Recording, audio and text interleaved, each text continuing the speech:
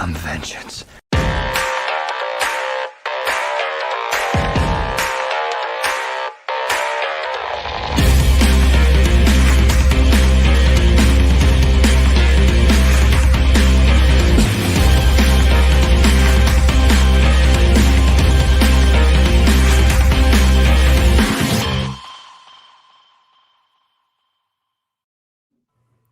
Welcome back, everybody. This is Mark 102 of the Super Civil Servants Podcast. My name is Greg, the Bad Daddy 52. And folks, tonight we are hitting you with all of the majors. We got Star Wars, Star Trek, Marvel, and DC we're going to talk about tonight. So it's all around the universe, everywhere you can think of, the big stuff. So got friends with me tonight to talk about this kind of stuff. Sarah's with me. How you doing? I'm doing well. I'm really excited because more Titans. Yes, I'll try to control my excitement. But It's definitely. I'm super excited to talk about Titans. Of the stuff we're talking about this week, my favorite thing. Even Lower Decks, little Star Trek has never hurt anybody. So Lower Decks was definitely fun. The comic relief. But I don't know about you fellas, but I have I've had a week of Mondays. Mm-hmm. And I know today is Friday 13th. Yesterday was my Friday 13th because I kept reminding myself, is it Friday 13th? What is going on here? Because if one more crazy thing happens, I just don't know how I'm going to handle this. But other than that, today was good. So I have a good report. It's weird. Until you had mentioned that, I didn't even think about it being Friday the 13th. Mm-hmm. It's been an oddly good day for me.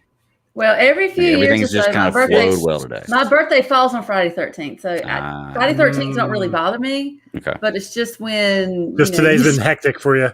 Yesterday was. Yesterday was hectic. Gotcha. So I guess it was like but I have two black cats, so they kind of crossed my path and canceled everything out. So I'm good. Is that how that works? I'm pretty sure that's not how that works. That's right. That's math. That's how it works. Yes, exactly. I'm not superstitious. Yeah. I'm not very superstitious. I'm a little stitious. I'm not superstitious, so it works that well. But Joe's with us too. What's up, buddy? Not a whole lot, guys. Unlike Sarah, I haven't had a bad week. I've actually been off of work for this week. Shut down again. So we go back to work next week. So yay, I guess. But I've been so busy. I've been trying to watch the Transformers War for Cybertron on Netflix because I'm going to be talking about that next week on A Walk Through the Multiverse. And I have some thoughts. I have some thoughts on that. You guys can hear that next week. But I just been busy. Yeah. My week has been fine. Well, Joe, wait till you get to Kingdom, which is 3. Oh, I just started that today, and nice. I got some thoughts on that one. I will say this because I've only gotten like one episode in. I love Beast Wars. Yeah. Beast Wars is my favorite. Yeah. So what I want, and I'll repeat this on the Walk Through the Multiverse, I want that animation with the dialogue and everything from the Beast Wars with that animation. Mm-hmm. Oh, it was awesome. Yeah, it's so sweet. That does sound pretty good. Yes. I like that. Yes. Good deal. Well, man, I'm excited to hear the review on it. I got to catch up on Transformers myself, but I'm planning on doing that, and I can't wait I'm going to talk some Transformers with you pretty soon. Yes, we are. Speaking of which, we need to figure out a time because I realized I double booked that day, which we could totally make it. This could be a long day recording for me now. So it'll probably be more afternoon, evening-ish for us when we talk about that. If you're okay with that, that'll probably work better for me, to be truly honest. Oh, really? Okay, perfect. Yeah, I'll get with you, tonight, tomorrow for a time, and we'll work that out. Okay, yeah, definitely. That'll be fun. So, y'all check out Joe and all his shows, man. It's really fun stuff. I'm becoming the new Clay. There you go. Long plugs is what you got. I still keep it simple, so Simple's good. I used to have a really long plug. It's much nicer. Yes, he did. I'll tell you that. Much nicer of a shorter plug. But all right, well let's get into it. It's funny because Wednesday, I didn't realize. Joe, I know last week you mentioned all this stuff was coming out, but I didn't realize all this stuff this week was coming out. Yeah, I thought it was coming out like maybe one this week, and like in a couple weeks the rest of them were coming out.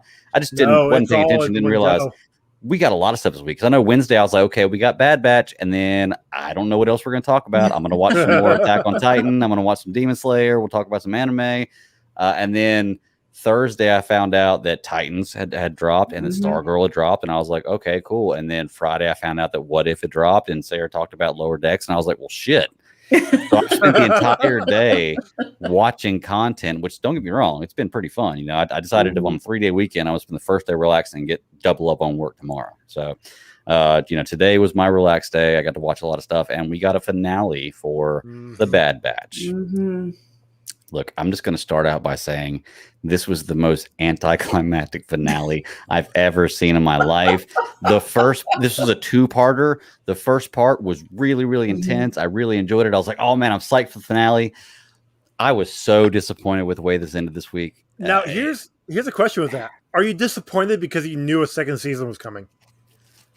Well, okay. I feel like if I didn't know if I didn't know a second season was coming before this, by the end of this, there better be a fucking second season coming. Well, yeah. Or what the hell? Emily and I were watching it today, and there were definitely times where it was like, oh, holy shit, somebody can actually die, and these guys actually have consequences. And then in the back of our minds, we're like, well, nothing means anything. We have a second season coming. We know they're going to survive. I still thought there was going to be. Like I said, I was predicting the Crosshair death, and I was too, and I'm kind of surprised he didn't. Yeah, me too. Yeah, the whole Crosshair thing. I mean, that was just weird. I mean, to me, it felt like it's like the transition from, you know, the Republic to the Empire. I mean, because to me, he was the epitome of that transition. You know, because he represents, you know, the clones from the Republic, but yet he's trying to be a part of the new regime with the Empire. So I mean, that kind of. But still, I was just like.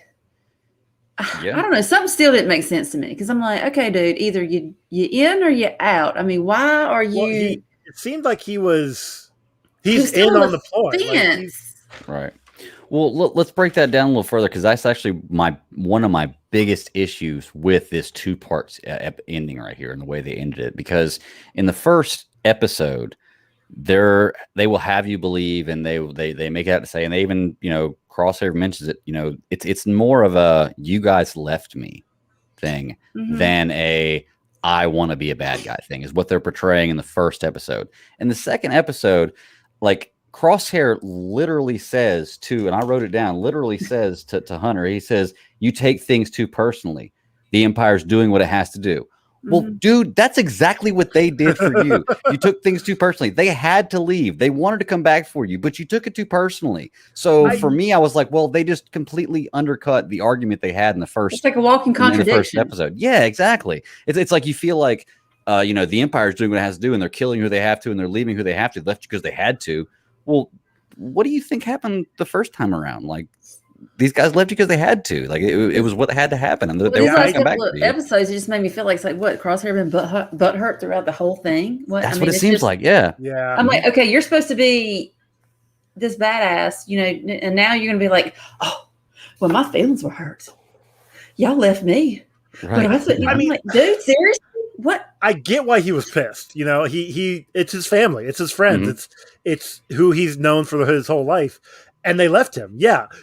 At the same time, though, Hunter's right because he was trying to kill them. Like the whole thing Crosshair was doing was trying to kill them. Right. It's just it was like a major they're both in the wrong. Yeah, that part doesn't make much sense to me. I did like in this episode, Omega was a little more of a badass. She had a little more purpose. Like she got some shit done. Saving Crosshair in the first part was that the underground tunnels. Like I was like, okay. They're finally starting to make me feel like Omega's part of this team more than just a tag along, you know? I mean, it took the whole season, but like she actually had a purpose this season finale, these last 2 episodes. Yeah. I will say this episode did not progress the story forward at all for me. Well, like, no. You didn't find out anything about Omega. You really don't know anything more about where Crosshair and the Bad Batch stand. I mean, well, you found out Omega's older than them. They're against each other. Like the Bad Batch and Crosshair are just they're done. Yeah. But it's like it's kind of like a we're not friends, but we're not enemies type relationship. Is what. Well, right frenemies? Now. Is this the epitome of frenemies? I think it's more of a next time I see you, I'll kill you kind of thing. Yeah. Like well, I have a question. Like the whole Yeah. Well, where's Crosshair going to go? Is my question, because he's at the end of this episode. Well, at the end of this episode, they leave him floating on a pad with no communication with anybody else, and just fly off. And I'm like, what's he going to do? Is he just going to stay there? So, maybe. But you're right. He probably will end up going back with the Empire. So is he the big bad next season? I don't know, because he was kind of the 2A bad. The 1A my bad. point is, it's like the Empire, because the way they were thinking, they were like, talking about the clone troopers. It was like they're a thing of the past. They're, antiquated. Well, yeah, because they turned the TK troopers. Yeah. So, are they really going to take Crosshair serious? Because, he's still kind of a part of, he's like old technology, basically. Right. Like Ross in the chat room says they're going to lame duck redemption story. That's thanks to the second season. I'm assuming he's talking about Crosshair, and yeah, you're probably right. Like I said, I still think he's going to die. I think it's going to be a Vader moment, though.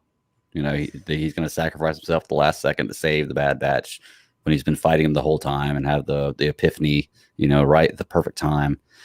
We'll see. Yeah, like you do. And these kind of things. We'll see what happens. But yeah, I agree with you there, man. That's what the second season is going to be there for. I don't think that them getting renewed for a second season changed the story, though. I think this is where they were going the whole time. Yes. I think they knew they were coming for a second season, probably well before we did, and they just announced it afterwards. But I think this was made to be set up for a second season. Like I said, this was the most anticlimactic ending. There were no fights in this one. It was more psychological. Yeah. It was more psychological than like actual action. And I thought so. But then again, I was just like, yeah. I guess if you watched the first part of this and the second part of this together as one story, you could kind of look at it as a good movie with a bad ending. It's like, well, I don't know. Maybe do you know when, have we got word on when the next season comes out? Do we know how long we're at the wait?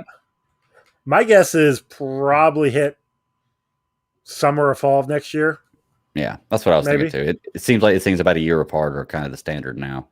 Yeah. So I hate that, because I almost wish they would have left me on a big cliffhanger or something, but they just this ending of the season just didn't do it for me. Like I said, the first part of it, I was really ramped up. I was excited to see where it was going to go. We left last week where the Bad Batch is running back into this building that's being destroyed, and okay, shit, here we go. Let's see what's going to happen.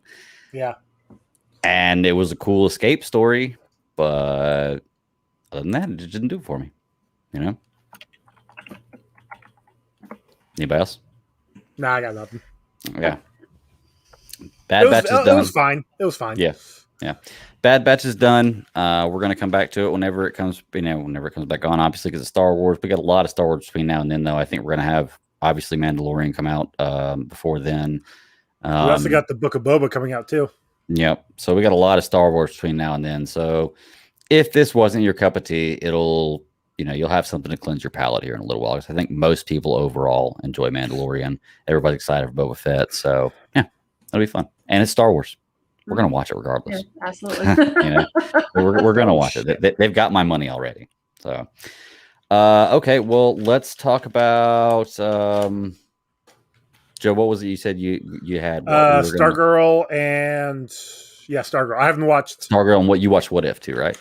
Yeah, I did. Well, yeah, yes. Okay. Let's talk about Stargirl first. And then actually, Sarah, you watched What If, right? Damn it. I did. Let's talk about What If first then. Let's all three get involved in this one. That works. Joe talk a little bit. So What If, my initial thoughts. Every time I see a Marvel show, I'm more impressed with this show than I was with the last one. So they continue to get better. I love the animation in this story. Yeah. Absolutely love the animation. This reminds me of the Iron Man Extremis short they had on Netflix. Absolutely loved it. The animation's great. I love stop motion comics. And I'm not going to lie, Captain Carter in this story was way more of a badass than Steve Rogers is in any movie he's in. The thing that got me on this, and maybe it's just a female perspective, because, the fact of the matter, Peggy Carter's a badass. She's a badass unto herself, period. Yep. And the fact of the matter, was it a general? Was he a general? The misogynistic Colonel. Viewpoint of Colonel whomever. The misogynistic. It wasn't Tommy Lee Jones, because he was quote unquote killed off. Right. Yeah. But the fact of the matter is, like, the things he kept saying to her, and I'm just like, dude, do you not realize she could like snap you like, what is wrong with you, dude? But then again, he's a bureaucrat. He's yeah, a absolutely. pencil But I pusher. think Like, it's just that time, at that time, women should be behind the desk. Mm-hmm. Yes, exactly. So, and I think that was a pretty cool thing because, I mean, it was just an interesting point of view because I'm like, dude, she's like twice the size of you, and you still talk shit to her. Seriously? Mm-hmm. So I was like, she's still a lady because I'm telling you, I would snap you like a twig. What? What?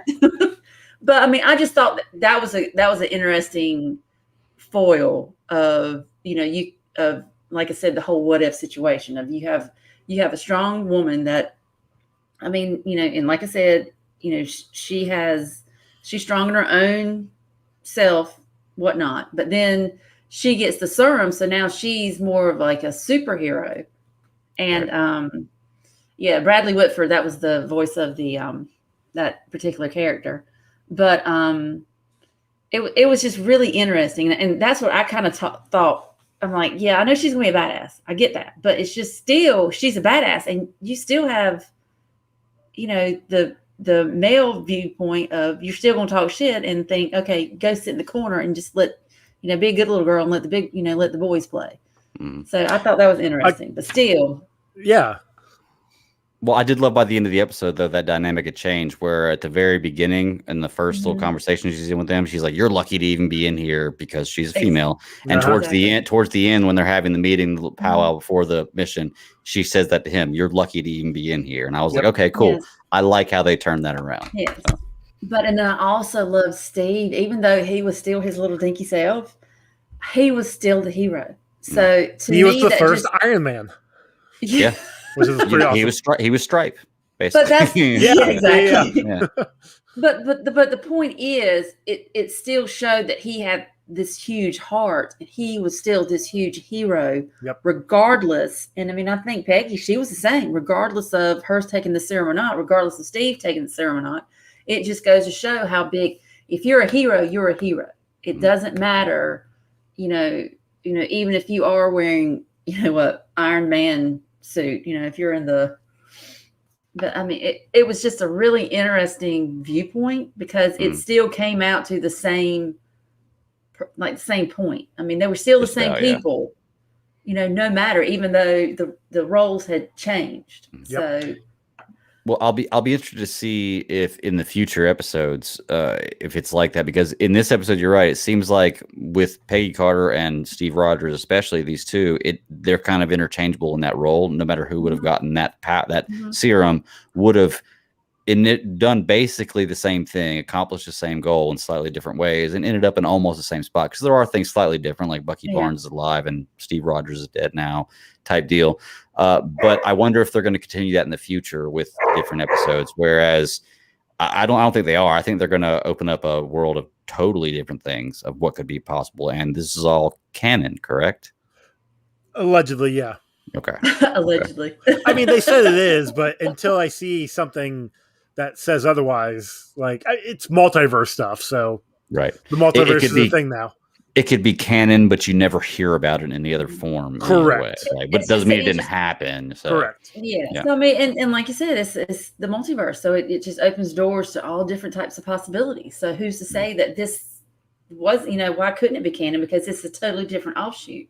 It's a different, universe. It's canon, just like the Ultimate Universe in Marvel is canon. Like it's that. Yeah. So what do y'all think of the characters in the show? I like how it followed almost the same storyline as Winter Soldier. I think one of my favorite things about this, something I really liked that I wish we got more of, is it Jeffrey Wright, who's the Watcher. The Watcher. Yeah. I wish that we got a little more narration from him during the show, because that voice is on point. And my guess is he'll be narrating every episode, obviously, so he'll be there. Yeah, but I mean, just like during the show, I'd like to hear a little narration, like it's somebody telling you a story type. And that's just a personal preference. It doesn't take away from the show for me. If that, it's just you have a great actor and a great voice to do this. I'd utilize that and put it in there a little more, and maybe it will in the future. I mean, I think he's a little busy being on the Gotham TV show or the Batgirl movie or something. So, Westworld season 4, like he's just. But everybody, they've always juggled their schedules. So I mean, it can happen. I'm being funny. But yeah, I don't even know what they're going to have in the future. But sorry, I kind of pulled us away from that. What do y'all think overall the characters? Like, I thought Tony Stark was a bigger character in this one than I would have imagined. He was a little bigger character than in the Iron Man story. I mean, Howard Stark. Yeah. Howard Stark, yes, a little bigger character than he was in the Captain America story. So, did y'all like him in this one?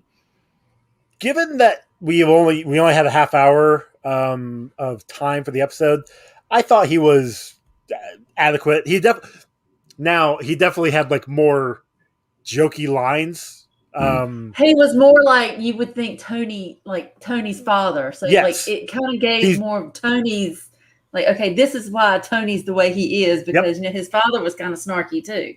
Which we saw that in Iron Man 2 when Tony found those reels of his dad like messing up. It kind of humanized him a little bit. Though, exactly. It did. Mm-hmm. It really did. I liked it. Like I didn't say this before, but I liked the animation as well.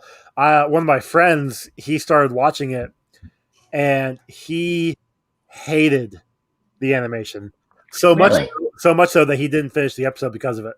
Oh wow! And it feels like a comic book, like you were like paging, like just flipping through a comic book. It wasn't quite traditional, but it wasn't quite CGI. It wasn't quite. So to him, it felt like The Walking Dead, the Telltale game, Walking Dead, where he's like, I'm just waiting for Clementine to just pop up sometime. For people who know that what I'm talking about, you'll get that joke.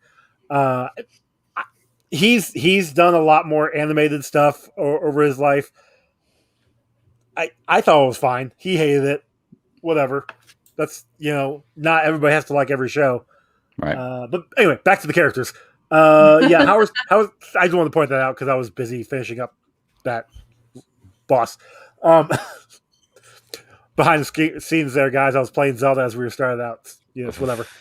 Howard was great. There was a line with Bucky when Peggy saves him from falling off the train, and he's like, "Oh man, you almost ripped my arm off." Exactly. Yeah, I was going to say that too. That's hilarious.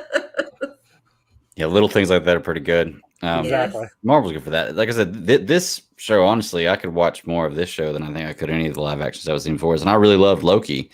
I don't want to say that I like this more than Loki, but it seems like every MCU show is getting better as they go. Maybe I'm getting more into MCU because I kind of had a hiatus. This one has the unique ability you already know the story. Yeah. You know Captain America. Mm-hmm. Well, it's just a different version. We're going to tweak it. Yeah. So I think, exactly. I think the next one is supposed to be the one with T'Challa as Star-Lord. Okay. So the story of Star-Lord. Know that. Yeah. Well, now you're going to have T'Challa being Star-Lord instead of Peter Quill. So that's going to be interesting. It's going to be great, especially with this being Chadwick Boseman's, final actually doing the voice for this. So I'm looking forward to that. Did they record it that long ago? That's crazy. Oh, yeah. Yep. That's crazy. And that's cool, too, because, you still have the voices of the characters. Not all of them, but yes. I know not all of them, but majority of them. So, at least that does give a little more credibility. Yes. Because I'm like, okay, yes, I see you, but then I hear you. I'm like, oh, I got you. Mm-hmm. I got you. So we brought it up briefly before. What y'all think about the Hydra Stomper? That was cool. Yeah. The name was kind of crazy, but I can live with that. It's for the times. Hydra Stomper makes sense. It's Red basically Skull like you was said. Kind of crazy too. He was still. That was still his. I thought it was interesting the way they had him, especially when he snatched off instead of it just like peeling off, it just snatched off like a hood. So yeah. And what's funny is at the end of this, she's defeating some kind of octopus and not Red Skull. So what ends up happening to Red Skull? Because flash forward to the end, spoilers, she gets transported back to the point where Loki comes in the beginning of Avengers, right? That's what that was, which changes things up, obviously. But what happens to Red Skull? Because she didn't defeat Red Skull. Crushed, I thought. Did he not get crushed by the octopus arms? He may have. I think he did because I think it grabbed him and like all the tentacles came around. And you kind of heard this little, Yeah. Okay, I may have just missed that. I need to go back and rewatch it. But okay, so that. When I first, I'm gonna tell you, when I first saw like the first little thing come out, I was like, "Is that the Chitauri? Is that the Chitauri?" And I was like, "Oh no, it's not the Chitauri." No, I'm like, and my son, he's like, "What he's? Oh God, what he say it was?" He's like, "It's a Sarlacc." I was like, "Well, kind of sort of." Very similar. Especially when he saw his mouth. I was like, "There's the crossover." I know, right? It was a really cool scene when you saw Peggy with the shield and the sword. It was like a Wonder Woman moment. I was like, "Oh, that looks awesome!" Like it'd be really cool if Captain America wielded a sword in the other hand, But I was like, "That looks really, really cool." And like I said, I think honestly, and obviously it's because it's animation, not live action, but they made her out to be more of a badass than Captain America. She is kicking ass. So in Captain America, he obviously was getting military training, but by the time he got, injected with the serum, he wasn't fully trained, I guess. Like he had the heart, he knew what he was doing, and then the serum gave him the ability to do everything he wanted to do. Whereas Peggy Carter, she's gone through training, she's part of the military, she's been with the military for some time. So my assumption is she already has that mentality on top of the strength. Now she's got the strength, so it helped her become more of a badass than what she already was. That makes sense. That's my thought anyway. I'm going to run with that because that actually makes a lot of sense. So it answers that question for me. Yep. So Ross in the chat room asks, he says, how do you think this show appeals to casual fans? So far, he's the only one in his house interested. I feel like I don't really know, man. It's hit or miss because I feel like even if you're not a hardcore fan, this is something you can watch. But like, oh, this is an interesting story, and enjoy it. It's for most people. I think now Marvel is like our Star Wars. Whatever they make, we're gonna watch it and give it a chance. But most of the casual fans didn't know about the shows. Like it, obviously in our circles, we've known the stuff was coming out. We've talked about it through different group chats or on it's Twitter somewhere, and we'll scroll past it. But if you're just a general audience and you have Disney Plus, but you have no idea, you may just pass on by. First off, it's a cartoon. Well, you're not going to watch it because it's a cartoon, even though it's a animation, totally different situation. But it's a dope fucking cartoon. Most of the general audience just knows about the movies. I will point of contention. Yes, they know about the shows like WandaVision, Loki, like those are being watched and people are liking that. But like this is one of those that probably is going to fall through the cracks because it's a different style than what they are used to. But i.e. the live action. So for general audience, I can't say they're not going to see it, but I don't think it's going to be as popular as say WandaVision, Loki, Falcon Winter Soldier. Yeah, and I think what you're saying alludes to exactly what Ross is saying here. He said they're a big MCU household, and this is the first thing that everybody passed on. So I'm assuming they watched Loki. In my household, it was totally different. It's totally different because the what ifs it's a one-off. So you have one episode. You don't have to keep up with the entire season to understand what's going on. It's just like with Loki. Well, I mean, but if you think about it, you can still take it because you have. Now I don't know how it's going to turn out because maybe they do kind of go into each other. Yeah, there's some connections, but I don't think it's going to be like. But okay, you need to watch this episode. Like where it's going to happen. Yeah, if you don't watch the first episode, you're not going to understand what's going on in the second episode. Correct. Yeah, I don't think it's going to be like that. So I think it's just they're all in the same world, and eventually they will cross. Yes. So because, for instance, Loki, because my son usually he's all about that kind of stuff, which I don't know. He's all about anime right now, so he's kind of taking a back seat to that. God knows he's got back on Fortnite. But anyways, so I mean, and especially with Loki, I mean, it was like to get my husband to start watching it because he wanted to wait so he could binge the whole thing, and I'm like, no, we're not going to do that. So, but I mean, and he loves the what if because, like I said, I think it just depends on if you know just enough about the MCU, if you know just enough about the story. You can, even the casual, like the GA, you can go into this and say, oh, okay, I kind of get that. And this is kind of a cool thought. So, I mean, it might just be something somebody stumbles over, but I mean, personally, I think the general audience would enjoy it just as well, because they will remember some of the main themes. You know what I mean? Yeah, I definitely think they'll enjoy it, but I just don't think they're going to give it a shot right at the beginning. I think it's going to be a couple episodes before they're like, oh, yeah, okay, I should go check this out. Yeah. Well, and see, I'm more on Joe's side here with it. We're not now y'all are competing again, but I'm on Joe's we're on the same corner here honestly. with I consider my wife to be general audience, so I had all this stuff to watch this morning, and she'll watch the stuff and she'll get into it, especially like the MCU storyline. She knows that and she's got into that. But so I have 3 animated shows to watch, and then Titans and Stargirl this morning. And so when she's watching, I'm like, well, let me watch the live action stuff because you'll be more into that. Because my wife's the kind of person where I consider a general audience. She's just going to overlook any animated thing right away. Yeah. If it's animated, she just doesn't want to watch it because, and I understand most adults feel like there's a lot of animated stories or just cartoons. But I'll go ahead and tell you, I used to feel this way. There are a lot of animated stories that have phenomenal, writing, phenomenal acting. It's great. A lot of people I know of. I know we're kind of a squirrel right here, but a lot of people I know of that have watched like Mandalorian, or if they watch the Star Wars films. I'm like, and I tell them, I said, look, you need to watch Clone Wars, you need to watch Rebels, and they kind of look at me like, you sure? I'm telling you, it's. You need to. It's a part of that story. I mean, you don't understand it. I mean, you don't get it now, but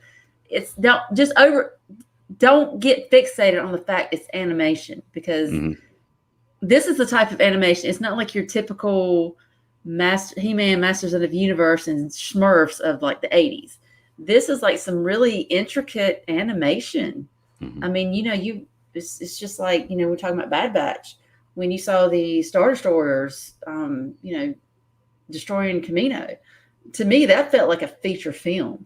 Dude, that didn't feel like animation to me.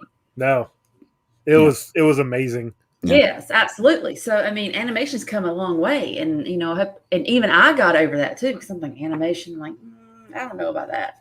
But I grew up with the 80s and the 90s animation, so this is something totally different. Right. More on to that point, like I was saying earlier, I was watching the Transformers War for Cybertron, and at the end of the second season, Earthrise, they're on a planet, and it's very luscious, very green, very beautiful looking, and it's animated. It doesn't look animated; it looks like a picture. Like it's similar to how come a long. It's like just come eons. Yes. And it all circles back around to like I said, my wife, when she sees animated, she's just not going to go to it. And I think that's the way most general audience is. But I think if they watched it, and I don't even think it would take a few episodes. I think after the first episode, they'd be like, "Oh, this is a good story. It's worth watching." I think if you watched it, it's just getting that general audience to actually watch it, because my wife tells me, she's like, "I just don't like. It's just hard for me getting that animation. I just can't get past the visuals." And I said, "Well, technically, every story, even live action, starts out on a drawing board and is a cartoon, So technically, everything starts out like that. So it just, some things develop into being full live action shows. Some things develop into fully being animated. But at least with animated animation, you have a lot more you can do. Yeah. And that's part of the reason why I feel like maybe Peggy was a little more of a badass in this, because it's easier to trust somebody doing that than have somebody actually do it. Yep. So, but yeah, I mean, yeah, you could. Yeah, you could. I'd buy it. I'd buy it overall. Overall, man, I'm enjoying the show so far. First episode in. Is this like the rest of the MCU shows? At 6? No, I think it's like 9 or 10. I don't quote me on that. It's more than 6. Okay, but I feel like it's somewhere between 8, 9, and 10. I can't remember exactly how many. Okay, cool. Well, it'll be interesting to keep up with it. I'm sure we're going to watch it every week, and it's another Marvel base hit. Oh yeah, absolutely. I wouldn't quite call it a home run yet because it's only one episode in, but it's definitely a base hit. So, all right, cool. Well, Joe, you want to talk Stargirl with me real quick? Let's do it. And then we'll hop into Lower Decks and finish up with some Titans. Man, I can't wait to talk about that. But I just actually learned the other day that Stargirl came back out. I knew it was coming soon. I wasn't sure when, and I haven't turned my DC app on in so long, I had to re-download it and do some updates just to be able to get the DC app going. The DC app or CW app? The CW app. I'm sorry. Okay, I was gonna say. Yeah. I'm like, it's not on DC Universe anymore. Right. I thought it might be on HBO Max, which is funny because the first season is, but the start of the second season isn't. So yeah, my guess is they won't put that on until the season's over. So yeah. Okay, that makes sense, I guess. Yeah. But do you think that it's ever good? I guess it's always going to premiere on CW because it's technically a CW show in that universe, right? Right now, I mean, I can definitely see it maybe in like 3 years, maybe because to see the no, I take that back because this show along with I think Superman and Lois are going to be the shows that are kind of going to start pushing the newer CW stuff and like the Flash, Supergirl's ending, Legends is probably going to end soon because was it Sarah's the only one left from the original cast, so like I don't see that lasting much longer. Right. Flash somehow is still airing. It was holding the flag for a while. Look, I still haven't watched. The only thing I watched of this current season of any CW show was like 2 episodes of Batwoman, which I enjoyed, but just didn't have time. Yep. I watched an episode of Superman Lois, and I really like that, and I want to finish it now that the show is over. I mean, it'll probably be on HBO Max soon, so definitely go check that one. And then Stargirl, which we're about ready to talk about. I haven't watched anything else, and from the sounds of what has been going on with the Flash, it's probably a good thing. God damn. Oh yeah. Yeah, I gave up on the Flash a while ago. It was definitely one of my favorite shows on CW. Arrow was great throughout a long time. Arrow had a great first 3 seasons, and it went downhill. Then I remember specifically, I think Travis, don't quote me on this. I think it was season 5, maybe. It was Spectre of the Gun was the episode that I think that it really started turning around. It had a strong finish. I don't think it quite stuck the landing, but Arrow was a great show overall. Flash had a great first season. An okay second season, and then kind of started faltering. And I stopped after about the 3rd season. I just got tired of the Flash not being fast enough, and that always being the problem. He's just got to get a little bit faster, and he can win. And it's just okay. I watched everything up until the end of last season, and like I said, just the ones I watched this season. I did so season 8 of Arrow. Real quick before we get into Stargirl talk, I really liked that one because it delved more into. It was basically just a setup for the Crisis episodes, and it was right. I mean, it was only 8 episodes long, 9 episodes long, something like that, and it was fine. I thought it was great, personally. I need to go back and rewatch the last season of Arrow because I did watch it, especially leading up to Crisis, because I wanted to, be sure what was going on there. Same, yep. But I didn't really pay that much attention to it, and to be honest with you, I can't remember a whole lot from it. So I mean, that was also memorable. 2 years ago because COVID was forever and 2020 was forever, and it's what it is. No. So, talking CW, let's get into Stargirl. This was a show that when it came out last year, I was insanely impressed with. The acting was great, the casting was great, the story was pretty on point. The story was great because they didn't have filler. It was 16 episodes, I think, 13 or 16 episodes, and it was the story from beginning to end. Yeah, and every episode moved it forward. You at the end of every episode, you were wondering what was happening next, and they did that at the end of the season too. Even though the season was wrapped up nicely at the end of season 1, it still left a lot of little Easter eggs here. Like, okay, what's going to happen here? What's going to happen here? Yep. And episode 1 answered some of those, or at least alluded to some of those. More so. But it's also, I'd like to know the time frame between the end of season 1 and the beginning of season 2, because it doesn't seem like it's been that long, maybe a few weeks. I think it's still the same school year as they were in season 1. This is the ending of that school year. So I would imagine it's only been a few weeks from what I can tell with this. Yeah. I don't know, man. I really enjoy this story. I was really interested to see Joel McHale come back and see that reveal, and we didn't get a whole lot of that. But I'm hoping that real soon we're going to get a whole lot of that because I still don't know where that's going. That's up in the air. That's a. I mean, the little bit we got in him in this episode, he's looking for Pat. The one who likes stripes. So so much so that he went to one of his ex-wives. Yeah, or his ex-wife. I can't remember which one. I'm sure we'll get more of him. obviously we're gonna get more of him as the season progresses. Is Pat that hard to find? I mean, the fact that he doesn't know he went back to Blue Valley. Like I thought he knew that at the end of the last season, but again, that was also a year and a half ago, 2 years ago. I don't remember much. Yeah. So I mean, based on what happened last season, I think that the whole world would know something's going on then. You would think, but maybe a cover up. I don't know. Yeah. Who's going to actually report that? Oh, this giant satellite almost destroyed the town. I don't know. Again, it's been a while since I watched the season, so I don't remember a lot of it. So I don't remember a ton of it, but I remember enough to that I could watch this and it made sense. I do want to kind of go back and give maybe the first season a second watch again because it'll be fun. But eventually I'll enjoy it anyway. But so we'll go back to Wildcat. We know at the end of the first season she killed what was the guy? Brainwave. Brainwave, yeah. Brainwave. Okay. So she kills Brainwave, and it's a real dilemma at the end of the first season. And obviously, this is only a few weeks later, and they're kind of harping on that this season too. It's a real big thing in her mind about what's going on, and I just don't like this because I get it.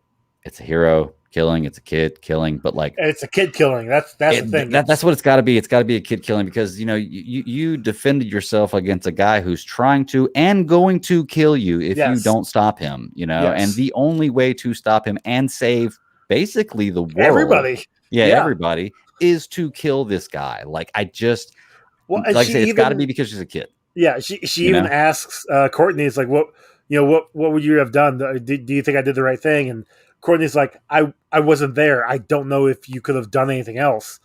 And honestly, there was nothing else she could have done. He was pretending to be his son, whom had somewhat of a relationship with Wildcat, and she realized right away. So yeah, she killed him. She knew he was a bad guy. Heat of the moment thing. I don't think there was. She may have been able to knock him out, maybe, but the situation as it was, I don't know.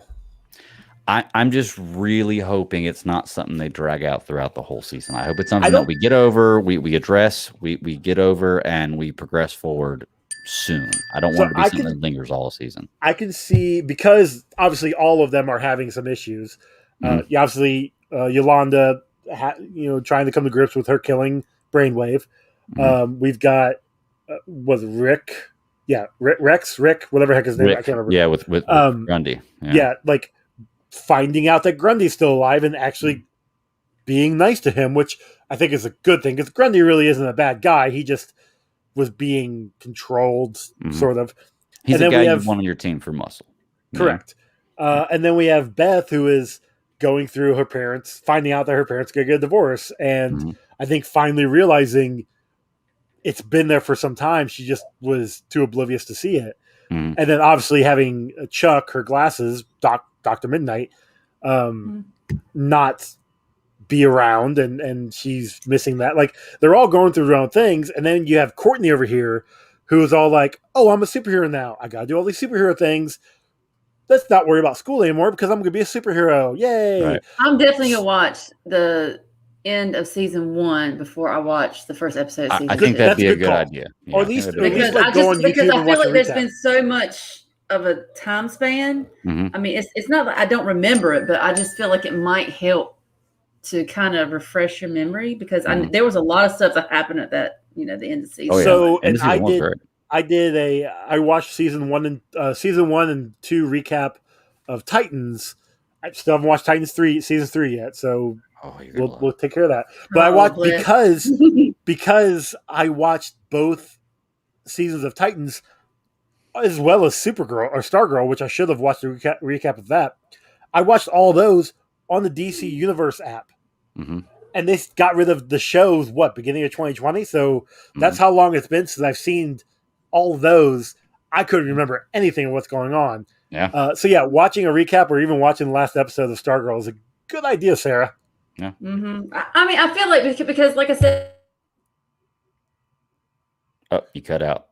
You muted yourself. Yeah. Whoops. Nope, still muted. Can't hear you. Uh-oh. And Sarah has lost it. Well, while she figures out, let's talk.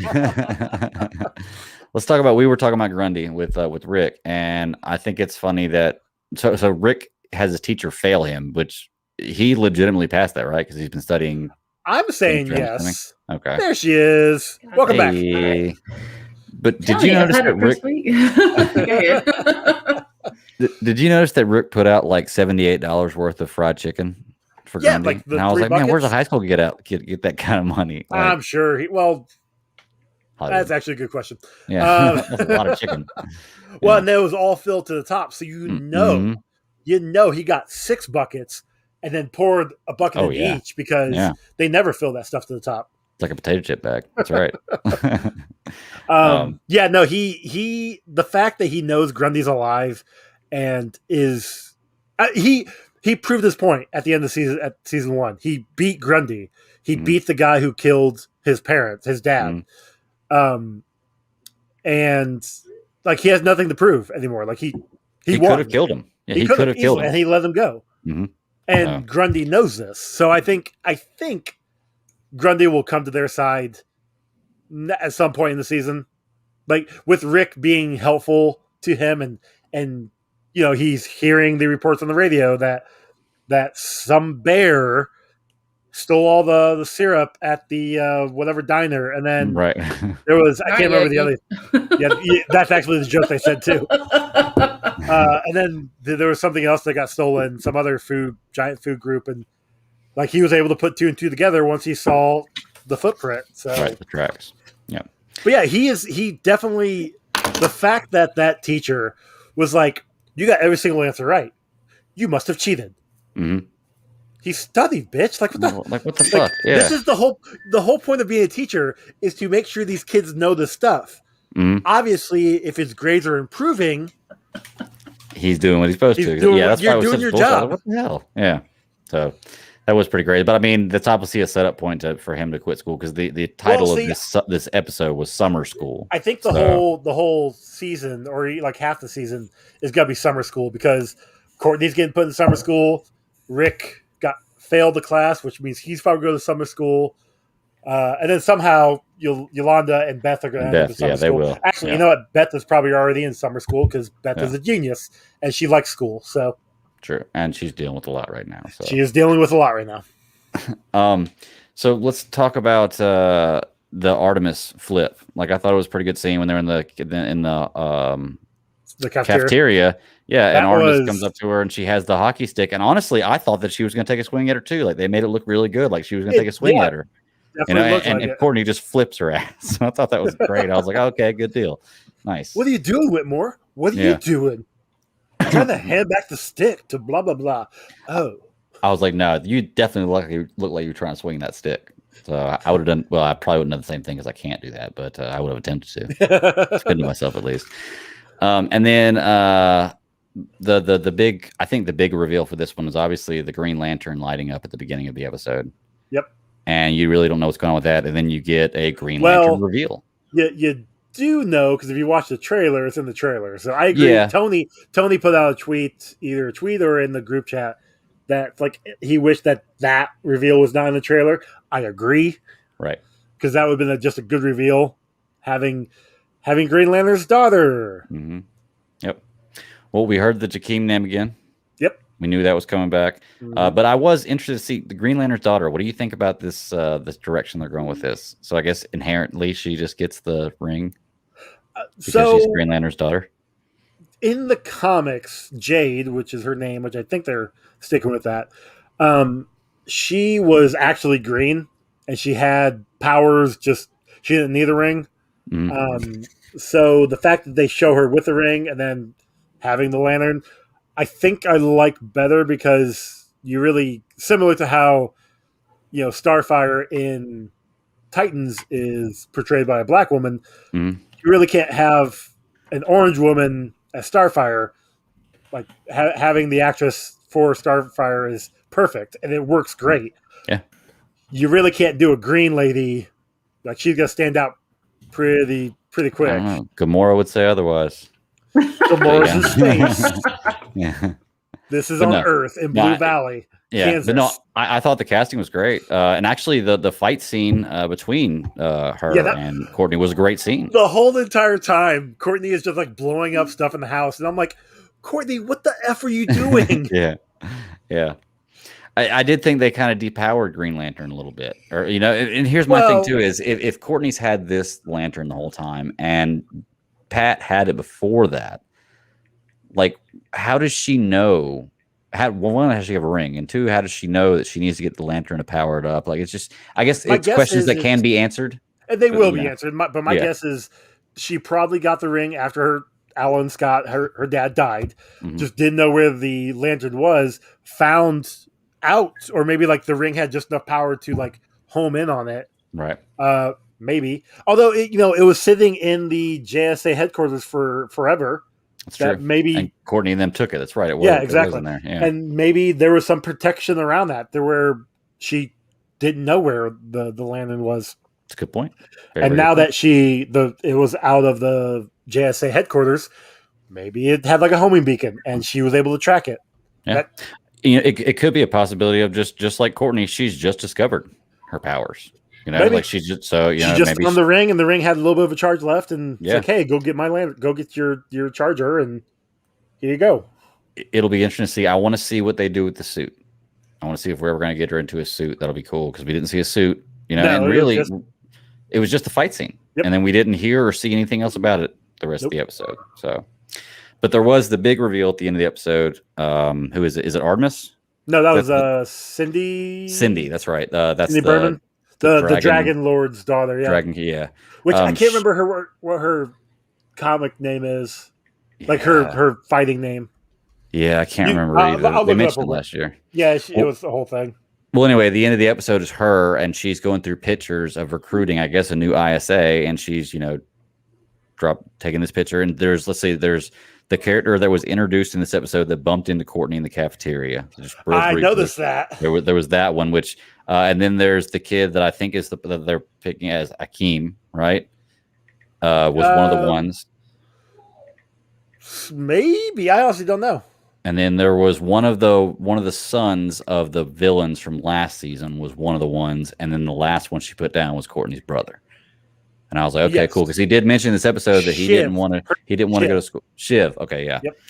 Well, he did mention in this episode that he didn't want to go to school. He wanted to have training and then stripe suit, and he wanted to learn how to, that's what he wanted to do, and that's what it seems like Courtney wants to do too. So I'm assuming that's going to come into play where he's not going to be able to do that. He's going to be mad, and he's going to end up turning bad in this. I don't know. Maybe, but it also didn't help that Cindy. We had this at the very beginning of the episode, and then she shows it at the very end as well. She's got a hold of the Eclipso crystal. Yes, I wanted to ask you about that. Oh, two more things I want to ask you about. Go ahead. Explain the Eclipso crystal for me. Okay, so if my assumption is correct, that kid at the very beginning who has got the crystal is named Bruce Gordon. And he's the one that has the little girl come over to the party at the very beginning? Yes. Okay, he's the little boy. The little kid. He is, in the comics, he was Eclipso. Like, he had found the crystal, and Eclipso took him over. And there was a dual identity thing. Eclipso is supposed to be a villain. It's supposed to be a entity of not evil per se, but like chaos almost. Kind of reminds me of Ivan Ooze when I look at it. Pictures of him. Okay. Matt Anderson. I mean, a little different because he's got his like eclipse on his face thing, but yeah. I get you. And then, so we see that kid in the very beginning. Speaking of kids. Exactly. We see the kid. I got you. I'll continue on. People know. We see him tempt this one bratty kid who wants to go to the party, this birthday party, but can't because her mom said no. But he convinces her to go over there and then steal a present. And then once she steals the present, he's like, "That was a really bad thing you did." Da da da, blah blah blah, whatever, and then like kills her. I guess I'm not entirely sure. So my assumption is, because I could have sworn she had the crystal, or she found the crystal at the end of season 1. I don't remember. I think she did, yeah. And if she did, that just I don't know what this means. Maybe she's going to give the crystal to one of those people that she put in the list, because it's not like she needs it. She's already powerful enough. Mm-hmm. Maybe she'll give it to her brother. Yeah, the brother. I can't remember his name now. I can't either. Yeah.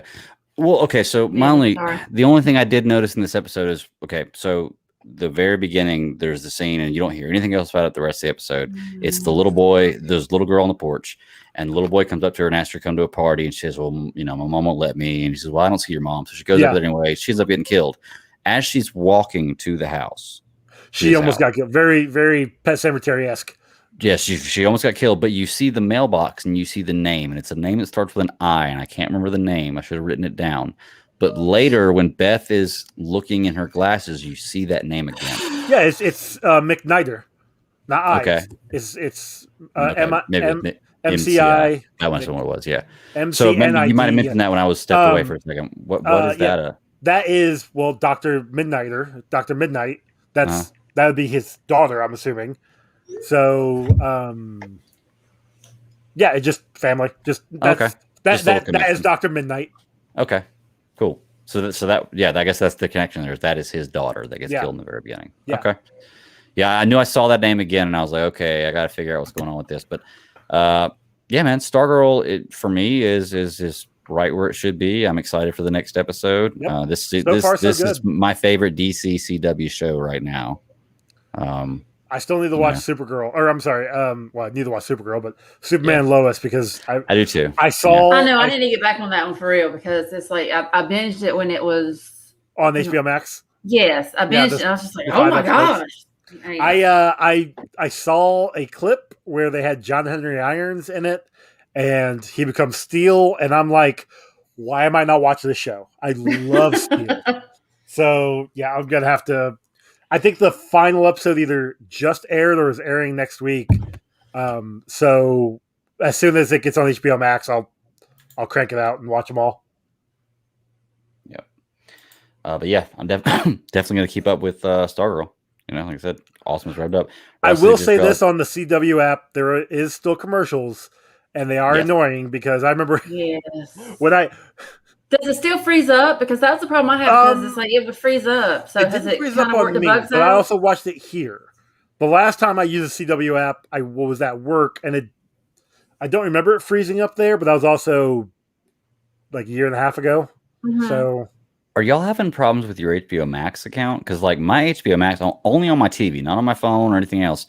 Only on my TV. I have to open it like 3 times. I'll open it, start a show, and it'll stop like 30 seconds in, restart the whole program, and I have to do it like 3 times before I can actually watch something all the way through. Does that happen to y'all? I haven't had that happen. It might be my TV, so I'm not sure. But like I said, it only happens on my TV. I had it happen with Disney Plus earlier yesterday when I was trying to watch Bad Batch. It got about 10 minutes in and then like froze up and couldn't get. And this was on through the Comcast cable box, whatever. Okay. Well, because HBO Max was doing a thing yesterday. Yeah, that probably answered it. But it's not yesterday. It's honestly the last couple weeks I've been doing it. Yeah, so I need to. He says Paramount's the problem for him. I didn't have any problems with Paramount. I haven't had any problems with any. I don't know. But like I said, we're going to continue to watch Stargirl. That's really all I got to say about the first episode. I'd recommend going to watch it. If you haven't seen it, go check out the first season. It was a really, really good first season, and I'm excited to see what keeps going. This is going to drop weekly now, I'm assuming? Yes. All the shows that have won? Okay. Now, of course, it could also, they'll drop maybe 5 episodes and be like, all right, be back in 3 weeks. Right. Whatever. It's CW. Just expect it to do that crap. And they'll at least take 1 break during the season. Yeah, more than likely. Break. So that's what CW does. So, all right, cool. Well, I guess we got what is it? Lower Decks and and Titans to talk about. So this is where I bow out. All right, everybody. Joe, promise me, check out Lower Decks, please. Oh no, I will. I want to. This is 2nd season, right? Yes, it is. Okay, because I'm not a big Star Trek fan, but I do know enough of the mythology that I think if I watch, I won't get every every joke and every joke. Promise me whenever you're the way I am going into it. If you want to have chitty chats about it. Or definitely can. That's the beauty about chitty chats. It's about whatever. Well, Jack Quaid plays the voice of the lead character. Yes, which is why I want to. Yeah, it was another reason why I want to watch it. It's pretty good. Like I said, I'm not a big Star Trek guy, but I'm like you. I know enough of it where I can watch it and it makes sense. But you could not know anything about Star Trek and just go into this to have a fun. I think this one is more of a. It's more of a like it's Star Trek adjacent. It's Star Trek and Futurama meet. Ooh, and I love me some Futurama. Yeah, it's Star Trek and Futurama meet. So okay. But yeah, I really enjoyed it. But I'll watch it some point time. I appreciate you coming on. Where can they find you at, buddy? Of course, you guys can find my personal handle on Twitter at _actually_. You can find my brand new show, A Walk Through the Multiverse, on Twitter at A Walk the Verse at A Walk the Verse. Sorry, at Walk the Verse is there on my screen. I gotta get these plugs down quicker and better. I just have to. But that's part of the Geek Ultimate Alliance Network. Every other Thursday, I've got an episode coming out this coming Thursday. It's going to be talking all about Transformers. So please check it out. It's going to be great. And then you can also find my other show, Comic Book Rundown, on Twitter at Comic Rundown and on Instagram at Comic Book Rundown. So check them all out. They're all really fun. Yeah, thank you very much. You guys have yourself a good night, and I will see you later. All right, bud. Have a good weekend, Joe. You too. Bye. Later. And then there were two. And guess what? We're starting off with this. I've had pictures for all the shows we're going to do for a background the whole time, and I just forgotten about it until this one. I was like, oh, shit, I forgot about that. So I put the first one I'm really back excited to talk about Stargirl next week because I will be up to speed. You're going to love it. I hope we didn't spoil the first episode too much. No, because that's why I walked away for a minute. So I was like, just whatever. I'll figure it out. So it was fun. I think of the shows that I watched today, it was probably my second favorite view today. So the one I was definitely most excited for. Stargirl's always been it was always a fun show. Mm-hmm. Yeah. I mean, like I said, because I was trying to say, because when I watched it, that was when I was kind of in a transition from my old job to a new job and then to another new job. So to me, it feels kind of like a world away, like a lifetime away. Honestly, It's kind of weird. A lot of these really do. Honestly, this one we're about to talk about here, which is just another fun show. Like you were saying, I go into this, looking to have a good time. Is Lower Deck. With Star Trek, same thing with Star Wars. To have any Star Trek or to have any Star Wars just makes any fan excited. So that's when it really makes me mad when you have these so-called hardcore Star Trek fans. They're like, well, it's not. Look, let me tell you something. Any Star Trek is better than no Star Trek. Mm-hmm. So, and I think this is just kind of a fun, because a lot of times they're like, well, it's making fun of it. I don't think it's really making fun of it. Now, there is a parody. It's more of a parody. Right. But it's still fun because you can still create characters and not necessarily have to have, live action. But right. I mean, it's just like reading the books, because I've read more Star Trek, books more so, and I'm getting into the Star Wars one, but I've been into, so for me to read a book, it's the same difference of seeing like an animated series, because you already have in your mind your live action characters, because especially in this, no full spoiler alert, full spoilers, yeah, all night. You did have Riker in this, and Jonathan Frakes did voice Riker, because I mean, it's Riker. How can it's almost like having Optimus Prime, not being voiced by Peter Cullen. Like that's right. Not Optimus Prime. It just doesn't feel right. Yeah, exactly. And the thing is with people like that, like I get it. If you're that hardcore of a fan, you look at something like this and you're like, oh, it's just not my Star Trek. Well, guess what? You don't have to watch it. And if you don't watch it, it's not going to affect anything you watch in the future with Star Trek. And if you do watch it, guess what? It's not going to affect anything you watch in the future with Star Trek.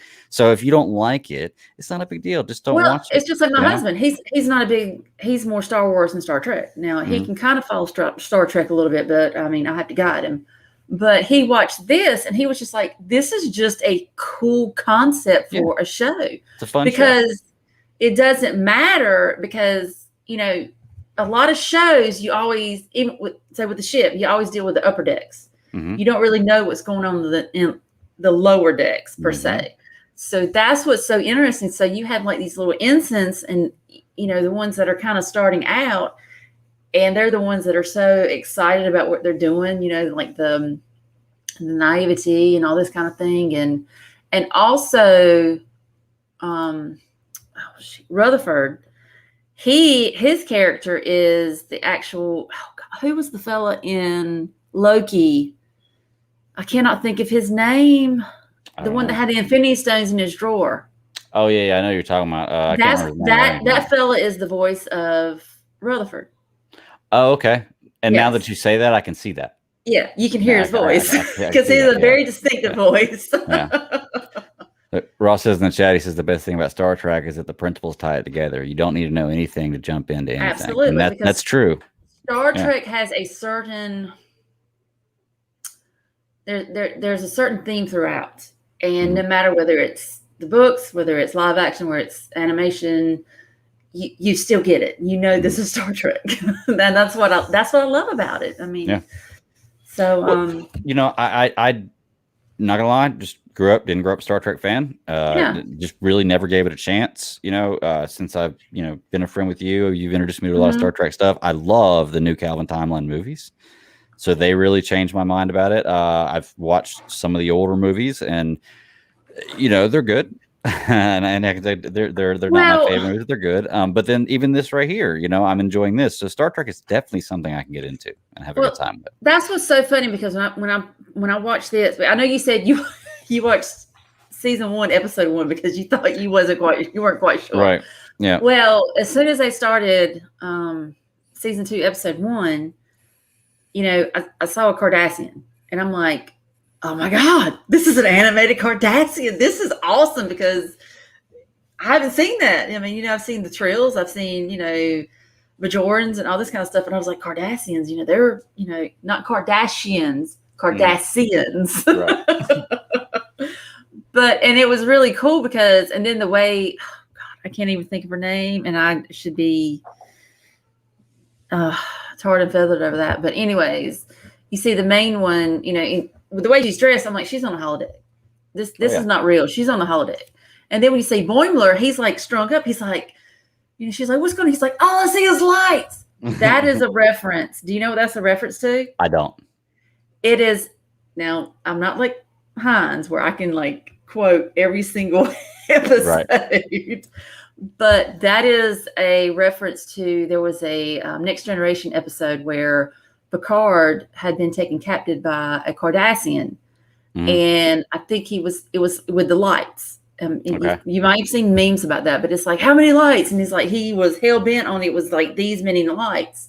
So like when he said that, I was like, oh my gosh, really? Because there are a lot of little Easter eggs in there, and certain things they say, and sometimes I catch them, sometimes I don't. So I mean, I don't get every single one of them, but I got that one. I was like, oh my God, that's awesome. And it's just, that kind of thing. And that's what I enjoy about this show, because you have separate characters, and I love each one. Tandy, bless her heart, I'm like, you need to calm down. You need to take an Ativan or something, because you need to calm down. Bless her heart.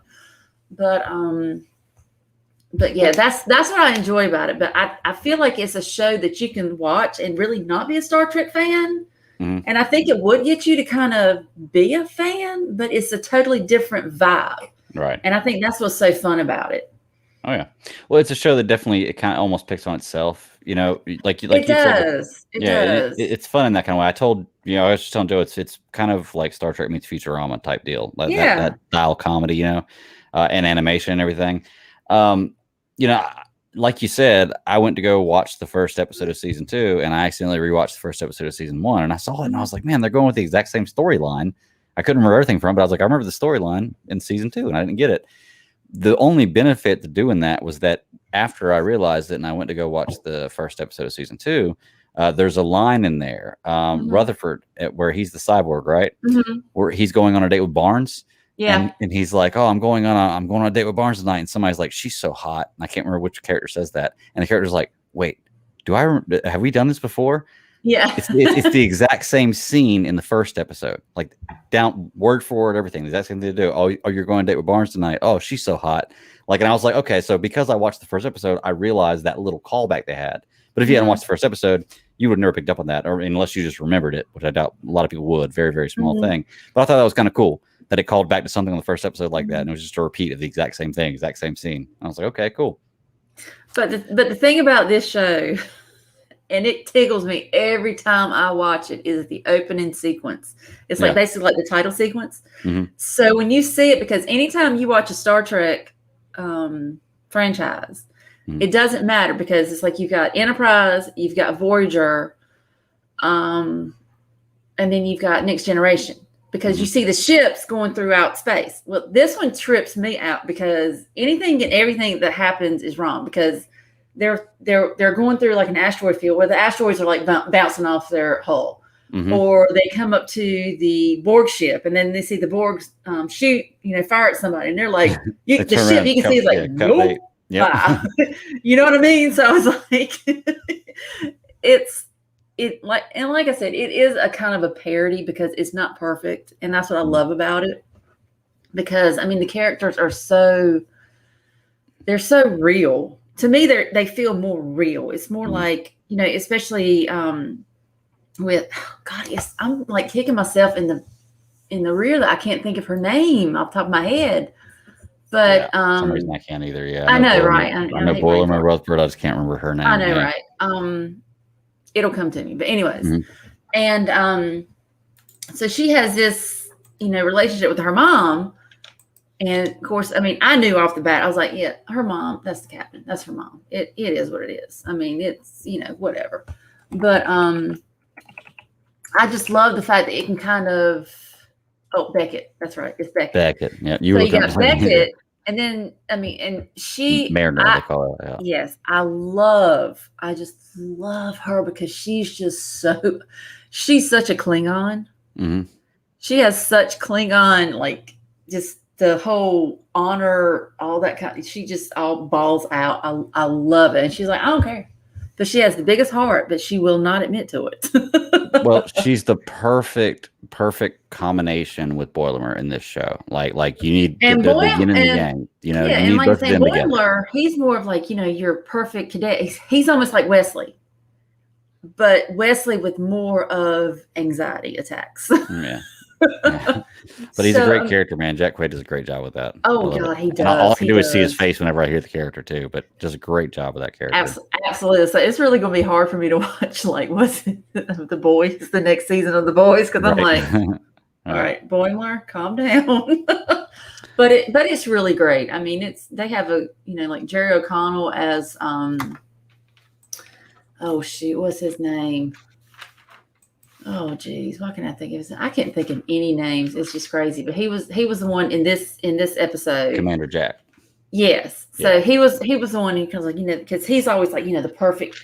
He's like he's kind of like the Riker, because Riker from Next Generation, he's always the one, the second, number one, that's, the big macho guy that's always, with the ladies' man, and this guy. So I think he's kind of like a foil for that. So that's why it's kind of interesting, especially with this episode where he was like, oh, I'm just, he just grows out to be like this huge god. I'm like, dude, you need to calm down. Godlike powers, yeah. Yeah, you need to calm down a minute. You just need to calm down. But like I said, I mean, this is such a fun show. And, when I first heard about it, I was like, I don't know about this, because animation, maybe I'm general audience in that way, because animation never really gets me excited, because like I said, I grew up with the 80s and 90s animation. So when I think of animation, that's what I'm thinking. But now I realize, I'm like, okay, Sarah, there's different types of animation. Okay. Right. It's not like the, typical. Well, the animation on the show is not my favorite. Like it's nothing mind blowing for me, but there's nothing wrong with it either. Like I watch it, I'm like, oh, it's good. But you got to think about it this way. I mean, the Star Trek is a little more simplistic, because it has more simplistic views with the utopian idea. So I think for me, this works, because I mean, it's almost comic-like, but yet it's still animated. But like I said, it's very simplistic. And, that's, to me, that kind of epitomizes the Star Trek, because everything's very clean. It's very, I mean, even blood looks like ketchup. I mean, it's not really, like the gritty of like Star Wars. Yeah. So that's why I think sometimes the choice of the animation they use for Star Wars, especially like Clone Wars, it's I don't want to say gritty, but it's more realistic because that's just the way that world was created. Right. Well, I mean, you even look at the beginning of this episode, it's whenever Mariner's coming off leave and she sees Boimler for the first time, and she chases him with, what's that weapon? A bat lift or whatever it is. A bat lift, yeah. That's a Klingon. Right. Yeah, I got a bat lift. Right. Yeah. Yeah, and she cuts his leg open in the very opening scene, and then you never hear anything about it again the rest of the episode. Like so like it's one of those kind of shows. Like I said, it's a very Family Guy, Futurama type comedy. So really, really fun. I do like the opening scene though, is her kicking ass in that scene, and I'm like, man, what the hell's going on? And then you realize it's a simulation. Yeah. And I was like, oh, okay, it's a simulation. That's what's happening. So but just the for Mariner and the captain, it's like their relationship. I'm like, I get that. I totally get that because that was kind of like my dad and I. So does Tendi have a thing for Rutherford in this? Is that the whole deal with her not wanting him to date Barnes? Is that the whole? Because I didn't watch all. I'm not gonna lie, I didn't watch all of the first season. You have to remember, Rutherford and Tendi, they have like this super like scientific nerd connection. I don't think it's really romantic. I think it's just the fact of they're like super. They just kind of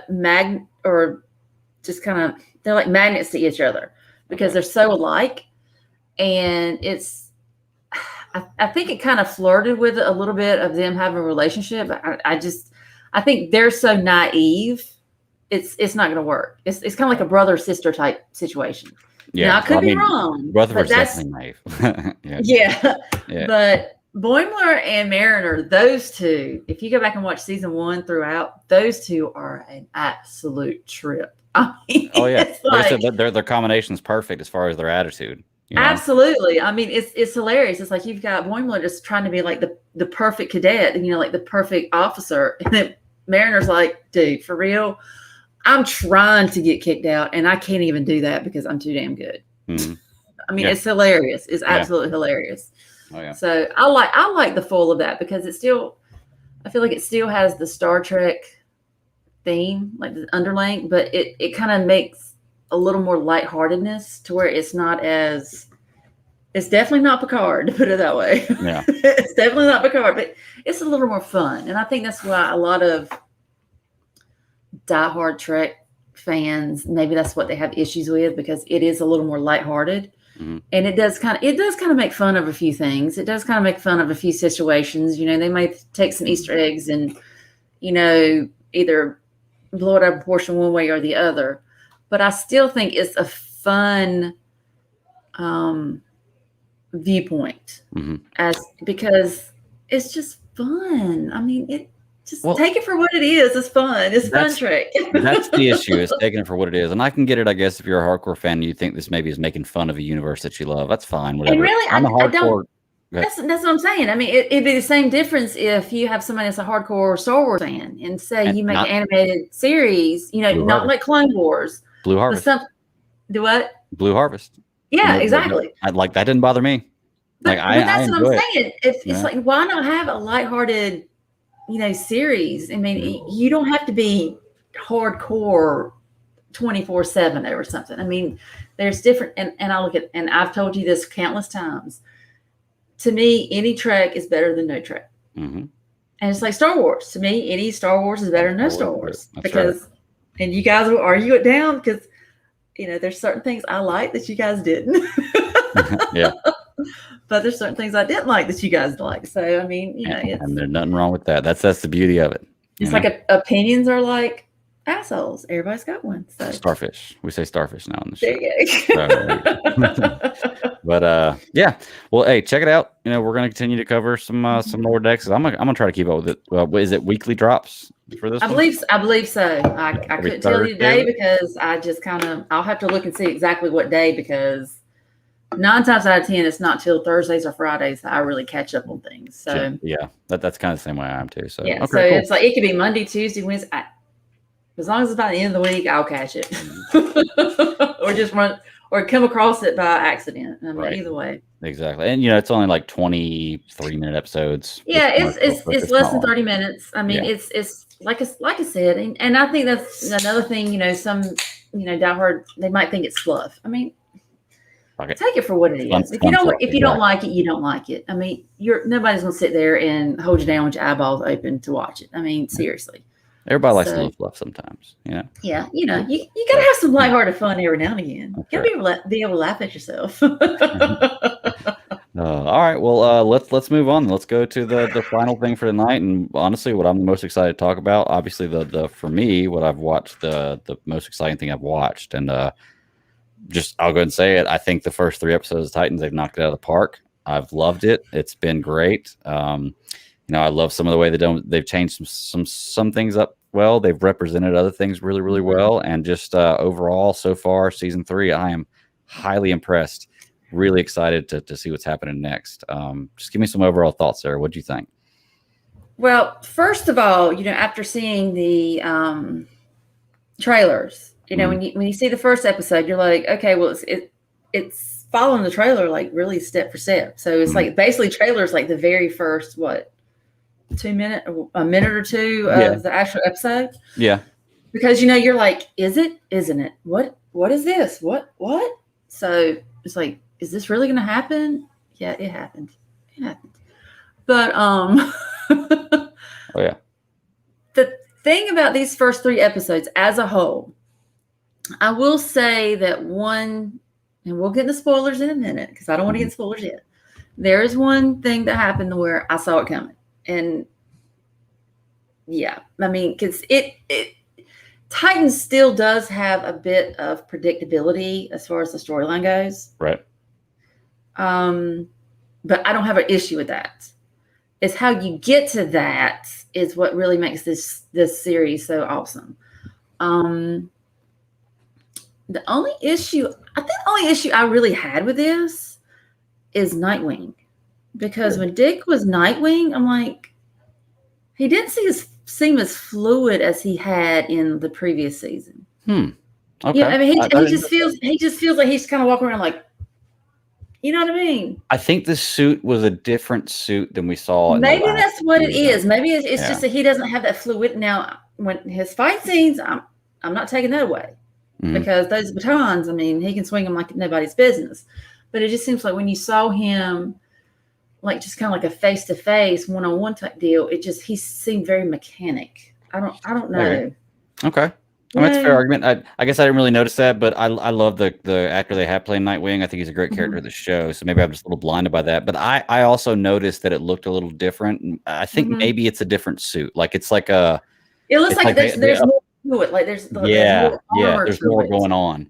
Like maybe they upgraded the suit in between the seasons and didn't tell you. And I think I like the way it looked before better, to be honest with you. Even though I still like the way it looks now. But, But yeah, okay. I mean, that was just one thing that kind of just stood out for me, just because it's just his fluidity throughout, even when he was Robin. I don't know, it just felt kind of clunky. But I mean, that just might be my one critique. But well, let's break it down. Let's get into spoilers. Unless you got something else you want to point out. Not really. I mean, I just the first 3 seasons or the first 3 episodes. It was like I've watched the first one. And I got into maybe a couple, maybe 5 minutes into the second one before life tried to get in my way. But when I did watch the 2 and 3, it just. Oh yeah, it definitely picks up. I mean, the first one was great, but it definitely picks up. The first one's a great introduction back to the team. The second, third. Let's talk about episode 1. Let's just talk about episode 1. How about that? Okay, let's start at the beginning then. Opens up with the crowbar scene, which they said we weren't going to get. We got it though. We got it. We got it. I think overall they did a really good job with it. It was really well done.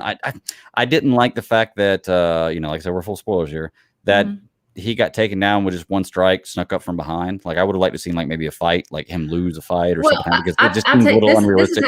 This is how I take it. I take it. Because knowing Jason, he's very quick to jump into a situation without looking at all, like preparing for it. Right. And in that, that came up, in the later the later episodes. And I think this was probably reiteration of the fact, dude, you just can't walk yourself into a situation thinking you know what's going on. Mm-hmm. It's like you got to watch your 6, you got to watch your 12, you got to watch your 3, you watch your 9. You got to watch it all. Mm-hmm. So, I mean, at that point, he also had the drug in him, which we don't know we still don't know what this does, right? That, I'm telling you, that has something to do with what he is now. Because it was the weirdest thing, because I thought to myself, it's like, maybe he's taken that because, he had this fear, because, when he, like, the back scene they showed, with him falling, because that really shook him up. Right. And like I said, I'm trying to remember, previous seasons, because it seems like it's been like, God, how long has it been since season 2? Yeah. That's what I'm saying. So, it was almost like a PTSD for him. Mm-hmm. So maybe that was why he was into the chemistry that we kind of figure out further on down the line, because, he's trying to figure this out. And maybe that was like his one little drug to kind of cope with it. It was something he was cooking. Yeah, exactly. And because that really stuck in my head, because I'm like, okay, why is he doing this? Is it just to kind of give him that, that extra courage, that extra, something? It's like a pre-workout. Yeah, he wants the boost. Yeah, exactly. But, for him to walk in and, number one, if I saw some dude, strapped up to whatever and had like that, basically the Batman 89 Joker, smiling or whatever look on his face, I'm like, okay, I turn around and walk away, because this is some bad stuff right here. And I don't think I want to step into it. I definitely would too. Yeah. Yeah, exactly. And then, it was just creepy all around. And, obviously Joker, I mean, because this Joker in this world, he seems like he won't nobody to joke with. I mean, seriously. No. Yeah. I mean, this dude, there was something seriously wrong with this guy. Mm-hmm. So, and we're still yet to see his face, but this is the second time. Well, we kind of saw it in the first. So I'm wondering, because when you see the officer that has literally it's the Joker, 89, and I'm thinking, is this what the Joker looks like? I mean, I know you kind of got little visuals, but because it's very reminiscent. So I mean, that was kind of crazy. Yeah. Oh, here we go. Ross brings up a good point here. He says he's not a big fan of episode 1, Bruce's behavior and the pop music cues. I actually made a note that I love the music in this first episode. I thought they did a great job. I agree with you on Bruce's behavior in this one, and let's just go ahead and jump to that. We'll just jump this Bruce Wayne, because we've had so many iterations of Bruce Wayne. Mm-hmm. I mean, because I'm not gonna lie, I've been there through Keaton, through Bale, Affleck. You had Kilmer. You had Clooney. You had all this. Affleck is my favorite, but if you really think about an older Batman, honestly, I can't wrap my brain around an older Bruce Wayne as Batman. Right. For this particular one, it's really a stretch for me, because I'm thinking by the time Batman gets to this age, if homie can walk, I'm giving him credit, because he's like going through so much abuse, because he's a man. Right. He might have all the gadgets, but he's still a man. Right. And I think that's what they're trying to portray in this series, is that it's Batman on his last leg. I mean, we just learned in this episode that Alfred is dead now. Gordon, obviously, Gordon's dead. Mm-hmm. He's lost now his second Robin. I guess the first Robin's still alive, but now he's lost his second Robin, about to go into his third. So yeah, it's definitely a Batman on his last leg, and it's a more realistic version of what it would be. Batman can't run. It's just so weird. Just seeing. I mean, it's like he's like in his 60s, 50s, 60s. I mean, I know he's probably not as old as that, but still. Ross says older people normally seem smarter. He seems the opposite. This is true, but I think that's kind of the point that they're trying to give on this one. Is he even says that he's slipping, like he didn't notice. I think it's like he's done this for so long. Right. You get to a certain point, it's like, okay, the lines are starting to really like fade. It's like or blur more so. Right. The lines are really starting to blur because he's done this for so long. It's like, I'm tired. Yeah. I'm tired. Well, they did a couple things in this episode they paid homage to the comic that I really enjoyed. Like one was the crowbar scene, obviously. Two, done a little differently, of course. Two, I really liked the first reveal of Red Hood where he has all the gang bosses called together, because that was in the comics too, or the animated movie at least. And then if I'm not mistaken, I believe the grave is robbed, and Ra's al Ghul is the one who resurrects him in the animated movie, because Bruce Wayne is away. Like in this, they set it up like that in this show. I thought that's where they're going, because Bruce Wayne's away because of Ra's al Ghul. He's away because of the Joker, and that's why the Joker was able to get to Robin and kill him, and that's why Ra's al Ghul resurrects Jason Todd. If I'm not mistaken, I'm not as well versed with these as a lot, but they went in a little different direction than that. But they did do a lot of things to really pay homage to the main storyline, or the way it was written before, and at least in the animated movie that I've seen. So I enjoyed that, and I like the look of Red Hood in this. I think it's a really badass helmet. It's kind of like an Iron Man helmet, just all red. But that's what I'm saying. It's like, but is it? Because I thought it might have been like a mask per se, but apparently it is a straight up helmet, because he took it off like a mask later. Yeah. So, but you're right. He does get, I'm not sure what it is, because you're right. It does get cracked at one point in the series, but he does take it off like a mask in the third episode. Like he's pulled. I guess the only thing that kind of threw me off a little bit was the fact that it went so fast and so quick into Red Hood. It was like, I mean, I think it was like immediately Jason died, and then boom, Red Hood popped up. Yeah, and I think they took that they'd mentioned one line that would fix that, or not really fix it, but because I don't think in 8 weeks you're going to be better. But it does say 8 weeks. It's 8 weeks later is the time jump, because that's when Batman says there's a new player in the game, and he's now killed 8 people, and that's as many people in as many weeks. That means so it's been 8 weeks. But I think they're kind of alluding to Red Hood is the one killing these people. So I don't know how he's the one doing that, but that's kind of a gray area in the story that I'm not going to really mess with. What Ross was talking about with Bruce Wayne's attitude in this one, he fucking kills the Joker, man. Like, just straight up goes and smashes his head in with a crowbar, and that's another thing too, because at that point he ceases to be Batman. Yes, but he said it. The game is over. Like there was a game, because you always had that back and forth, because it's almost like Batman and Joker. There was like yin and yang. One couldn't be one without the other, because, I always thought, it was like, why don't you just take him out? But then it's like, because, Batman's not a murderer. They're in, because I'm like, Batman's killed. But I don't know if you would call him straight, like, cold-blooded murder, which for him to go after the Joker, that's straight cold-blooded murder. It's a different story of, trying to fight the bad guys that are coming towards you, like let's say self-defense.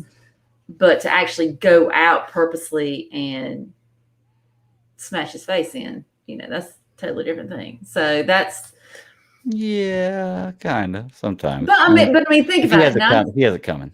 But 9 times out of 10, Batman, he doesn't kill.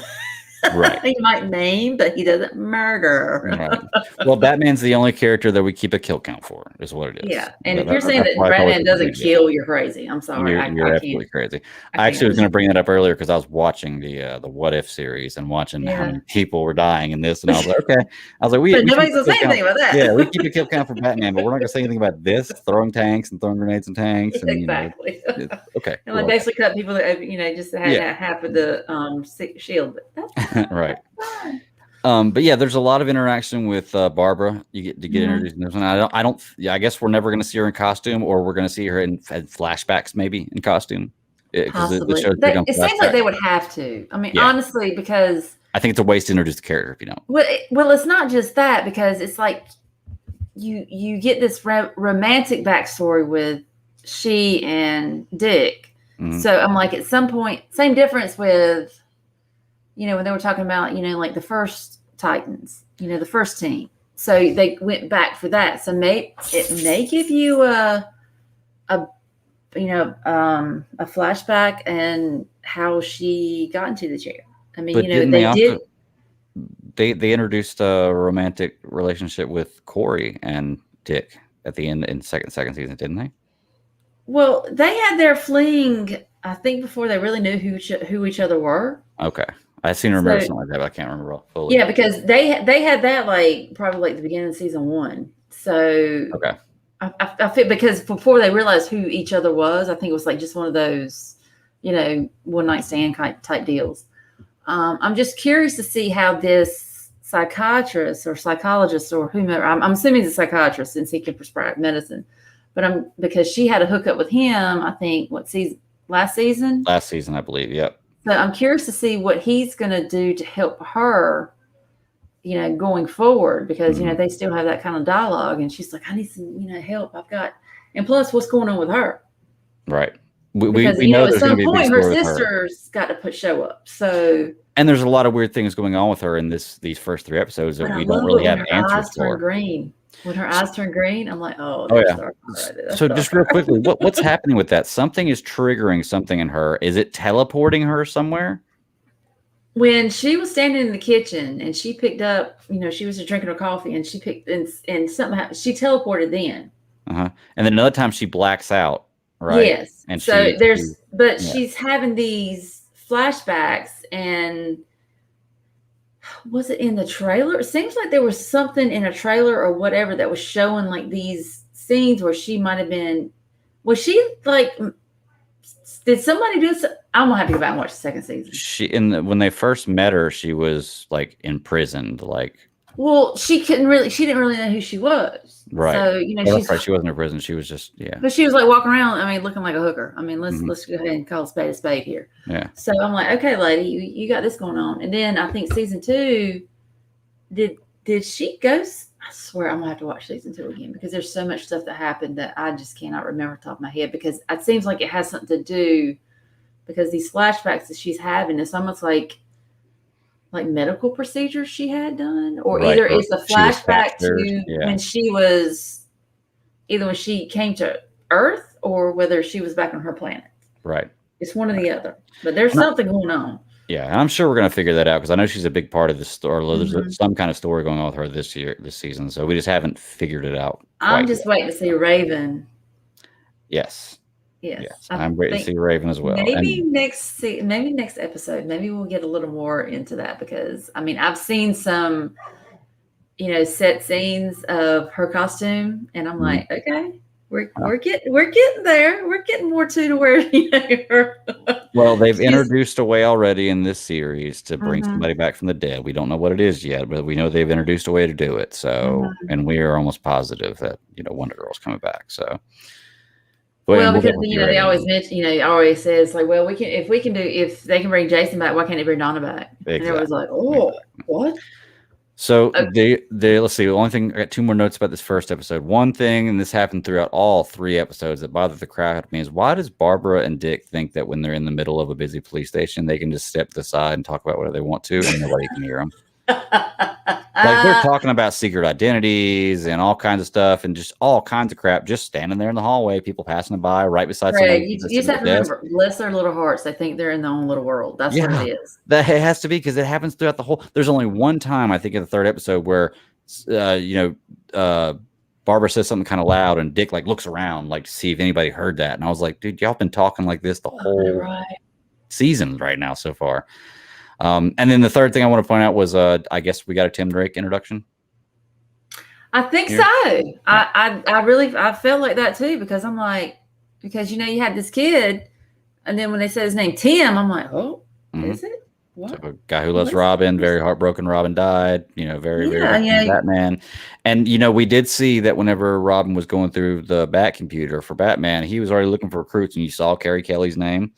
I couldn't tell you the other names I saw on there. I can't remember off the top of my head. I would actually rewound that one and looked, and I was like, did I see Tim Drake? I didn't see Tim Drake. So it wasn't him. So it was another little crowd. So But Batman, he was already recruiting another Robin. I know, and are you ready to go? That was what was so odd about it, because it's like this particular Batman and this Bruce Wayne. To me, he seems so detached.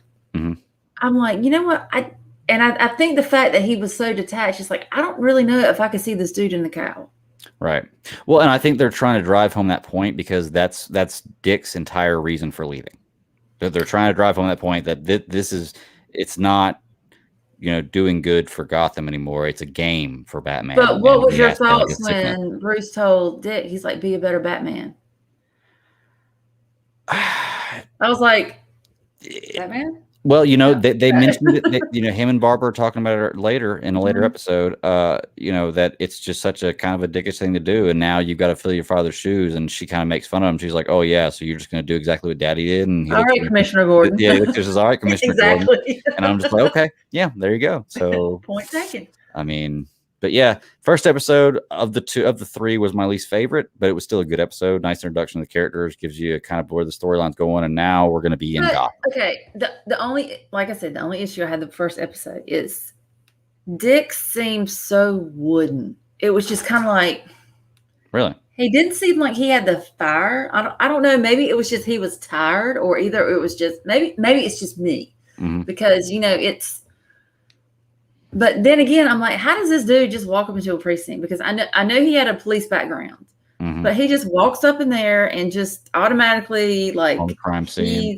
Yeah, I mean, he's like, right. I'm like, dude, do you not? I mean, yeah, and more importantly, like how secret is your identity really? Whenever Nightwing's not been around, all of a sudden Dick Grayson comes back into town. Nightwing shows up, and now the Titans are here. Like how secret is your identity? Whenever they contact Dick Grayson because they need to get hold of Superman situation. I'm like, okay, you're going to change with some glasses. Yeah. I can't see who you are, but put glasses on, you're totally different person. Well, it's like they contact Dick Grayson because the one character is looking for Nightwing. It's like, well, okay, is that not a little on the nose right there? Like I think somebody could probably put two and two together here and figure out. I don't know. It just seemed like the first episode. Dick Grayson himself, he just seemed kind of wooden. But then again, it might have just been kind of like a carryover from previous season where he's just got all this shit on his shoulders. And I think maybe now it seems like he kind of loosened up a little bit because now he's kind of like getting into the swing of things because you actually have a case to follow. You actually have And now he has a team too. Like you see that they established the right. The Titans are a team now. They're working well together. You see him talking to the press afterwards, which is one thing that Nightwing's not doing. And Corey even says something to him. She's like, why don't you talk to the press? And he's like, oh, me and Batman never stuck around for the press. And she says, well, maybe that's why it was always bad. And that's a good point. Exactly. So they're obviously well known and they're working with local governments and law enforcement. And let's go ahead and talk about the one thing I saw coming. It still shocked shit out of me, but I saw it coming. Hank. I'm like, he was never really one of my favorite characters. I don't know, maybe because he was just so in your face and just so like a musclehead. I mean, I enjoyed Hawk and Dove, don't get me wrong, but it just seems like his character just kind of, especially after bullshit he pulled in the second season. I'm like, dude, seriously, I can't even talk to you right now. So with him coming back, especially because he never really liked Jason, right? And that was the one thing because especially Jason calling him, I'm thinking some shit's about to go down. Something's about to go down, and it's not going to be good because I just don't have a good feeling about this. And then the way things played out, I was like. And it was really shitty to put Dawn in that situation. And that's kind of the point. That's what he's going for. That was really shitty. That was really shitty. But I did not expect that though. I really did not expect that outcome. I mean, I figured maybe, I guess in retrospect, I could see, but I really did not expect that. I did, but I didn't. I know it sounds like oxy. I know I'm like, I did, but I didn't. But it's like at some point I was like, dude ain't gonna make it. He's not gonna make it. Yeah. There's gonna be an expendable one. He's the Aqualad. Oh, I hate that because I liked him as a character, and I knew that he was gonna get captured. I knew that the phone call, everything was gonna be captured. Yeah. But I did not see the death coming. Yes. And I was like, well, maybe, but then again, if you have something like this attached and it's like stuck that deep, I'm like, there's no way this is coming out. And then the thing that really got me is like, okay, Jason, honey, are you like schizoid? I mean, what's going on here? He's like super schizoid. Well, I think it's an act he's putting on. You talking about like when he was on the phone with yeah, but that's what I'm saying. I'm like, but to pretend, but I'm just, I don't know. I'll just have to see because I knew his character. I knew Jason was kind of a little unstable, but I didn't really think that he would go full crazy. Right. Like full, supervillain. Yeah. I mean, I think that, to be truly honest with you, he's going to be an ally by the end of the season. If you really want my opinion on that, and I think that really now that we've seen this happen with Hank, I think that Dove doesn't make it through the season, to be truly honest with you. It's because this is going to eat her up. This is going to eat her big time. And if it doesn't affect her, if she gets over this chick has no feelings whatsoever, because even as all the stuff they went through season 2, she kicked into the curb. She's like, I can't with you anymore. I just can't. I can't deal with you anymore. And then to have that scene there, and I'm like, okay, well, I didn't think they would like come back together or anything like that. I think there was just some kind of reconciliation there. But whenever you're ending death, always kind of brings shit to light, real quick. I think Hawk and Dove is a package deal on this show. And I think that honestly that they were always going to be, together, whether they're together or not. And that's going to be their thing. Ross in the chat room says he doesn't buy Jason as a mastermind. I don't either. The character they portrayed, Jason Todd, before. I don't think I don't think he's stable enough to be that way. Right. I just don't think he's stable enough. But Red Hood is a badass. Jason Todd is a badass too. Red Hood is a badass, but they did show Nightwing still beats him, hand to hand in this episode, and we haven't seen exactly who saved him yet. So I am interested to see that, because we still haven't figured out how he came back from the dead. We did see him get taken away in the morgue, and the guy coming back, and then he ends up killing that guy, which raises more questions for me. But I'm interested to see how he was raised from the dead. Is what's going to really answer. Well, maybe because I think the guy that brought him in, obviously he was a pawn, obviously. So there's something between the time that he was taken from the morgue to the time he pushed the guy off the, obviously. But they even talked about Ra's al Ghul. It's like, well, he was like, well, he's so and so place. It's like he's not even close to whatever. He wasn't even close to Gotham when this happened. Yeah. So. Yeah, I'm not sure. Like I said, it's. I'm interested to see what happens with Red Hood, and honestly, I loved the mind games he was playing. I'm not saying that I loved the stuff he did, but just like it was they great. were diabolical, weren't they? Chess moves, and they're figuring this out, and he's just kind of one step ahead of everything. Would you figure that out? Hell no. Hell no. And honestly, neither would Dick or anybody else there. The guy who figured it out was Crane, which we haven't even talked about yet. I thought that was a great thing they did right there, where you're going to Scarecrow for information to figure this out. And I love the back and forth between the two. I love the actor they picked to play that, did a great job.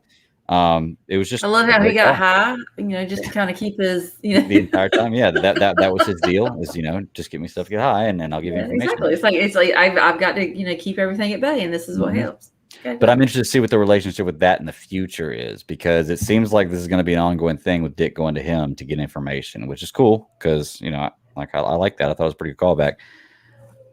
Do you think Batman is coming back this season or ever? Because the guard does make the recording for Bruce, and he talks about how we need you and this and that. Do you think we see Batman again, or is it done? Because last we heard him, he's done. I don't know, because it's to me, the fact that he took out the Joker, that might, like I said, that might have been his final blow. That might have been his final, or his swan song, so so to speak. Because I don't know, it's funny, because you always have Batman, and he always has his arch nemesis, and like I said, it's like Batman and Joker were kind of like the two sides of the same card. So if you take one away, do you really have the other? Right. So it might have been like that ultimate, okay, this is it, I'm done. I've severed, I'm done. I mean, Bruce Wayne might show up, but I don't think Batman per se will. Right. And we technically never really saw Batman in the show anyway. But I mean, it's still alluded to it. So you would still think Batman was like in the background. But like, was it Bruce Wayne that actually went to Arkham and smashed his face in? or was it Batman? The only reason I ask is because we got an introduction to Tim Drake in this. Was that just for fans to see? If I feel like that's not just a throwaway scene, like, are we going to get more Tim Drake? How does he become Robin? Did they really say Tim Drake, or they just say Tim? They didn't. I'm making a big assumption. They said Tim. I'm making a big assumption, and that's what I'm saying, because that's what I thought too. But then when it had more of Bruce Wayne kind of giving away, I don't know, and that's what I love about this show, because you never know.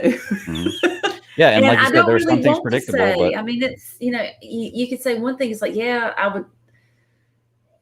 I feel in my heart, I think this Bruce Wayne Batman is done, because, like I said, I think Joker was the final sever. But I don't want to say that it wouldn't happen. But I'm just interested because Gar, bless his heart, he's. I love the fact of, you saw him as a tiger, but then he was like, okay, I did the snake. I did this. I'm like, he's like trying to figure out other animals. Right. So maybe we might see other animals. I do like that they're alluding to the fact that he's trying to be other animals, which means we're going to see other animals, because that was one thing I didn't like, was that we didn't get to see, anything but was the tiger. We got to see a snake one time. But please, please, please give him and Superboy something to do. Like literally, now, what did Gar do this whole episode? I really like Superboy in this, because he was smart. When did Superboy get smart? That's my question. I mean, I wouldn't say necessarily smart, but it was interesting because, he was reading through everything. But then I was like, okay. But even he was like, I just read through it. That don't mean I understood it. Right. I got the mechanics, but that doesn't mean I can do the application. And I get that. But other than that, really, there was the one scene where, the Titans come together scene in the first episode. You didn't see Gar do anything but walk around and talk to people this whole first 3 episodes, really. And I was just like, man, are they going to give him a purpose? Are they going to give him something? And at the end of the second season, doesn't he have something in him that's like he can be controlled? Are we going to get any kind of answer for that question? Well, see, and that was my thing too, because didn't Gar? I mean, how did he snap out of his?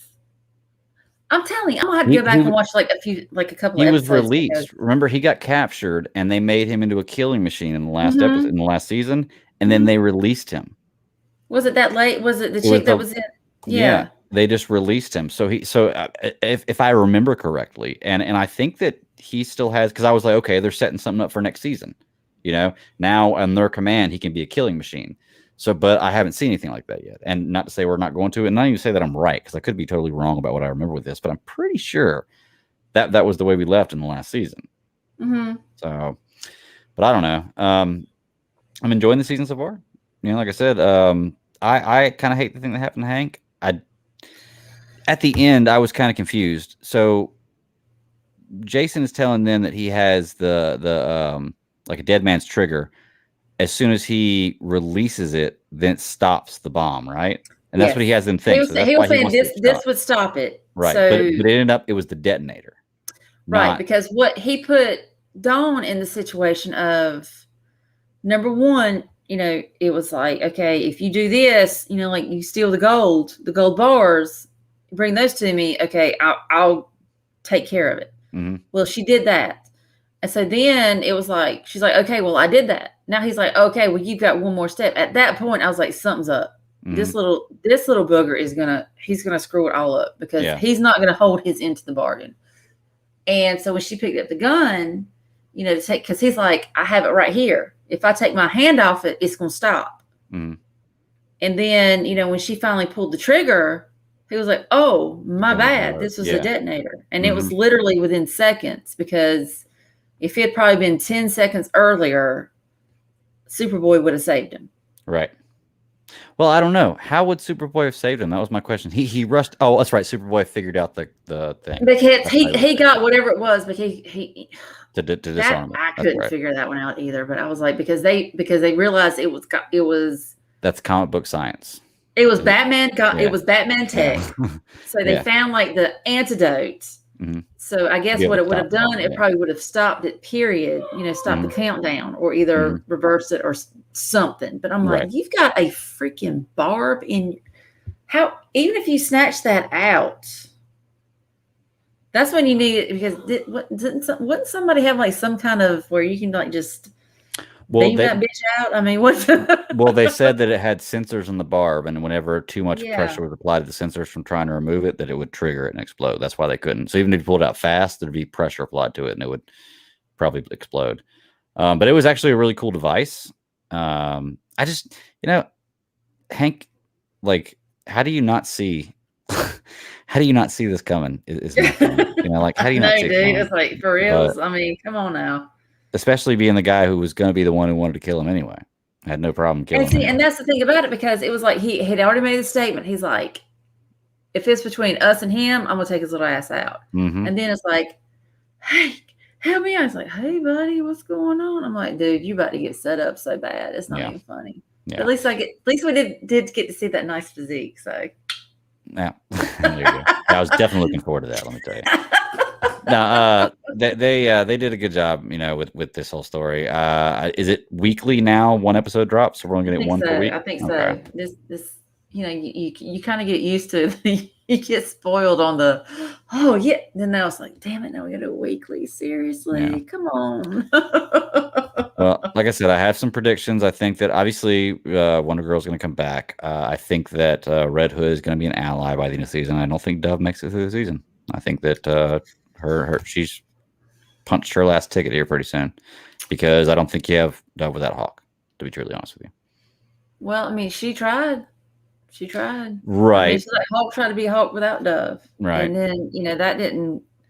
But tell me what your thoughts were, because at the very beginning, I was like, what is this with the cops? What is this? I was like, oh God, that's Hank. What is he doing? Oh yeah, bicycle shorts. Yeah. What did he call them? He called them kick-ass enforcer shorts or something like that. Whenever Dick called them bicycle shorts. Yeah, and I like how he's just riding the bike. And I guess so. What's the deal? Is she's in DC and she's just fighting crime with him? He's a cop. She's the superhero, and she just. I guess so. I don't know, because because the way they left it from season 2, it was just she's like, dude, I can't with you anymore. I just can't. Yeah. And and obviously they're kind of like a moth to a flame. I mean, you can't be apart.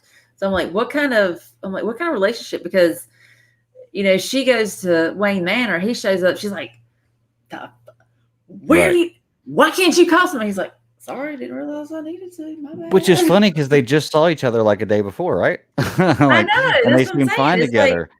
Like, gonna have lunch together and everything. I was like, this doesn't make any sense to me, but it's I guess now, especially that he's gone, doesn't have to make any sense. And they were a good looking couple. Because it's like they almost reconciled like right before, but then again, when you have pending death in front of your face, I mean, it kind of changes things a little bit. I asked myself the question when I was watching this. I was like, okay, if I only had so many heartbeats left, it's like, what would I do with so many heartbeats left, and she crawled on top of me like that?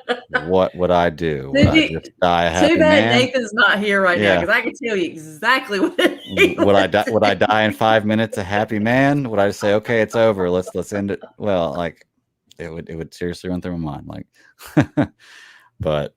He'd have to have another couple of doses of beta blockers, I would think. Yeah. Oh yeah.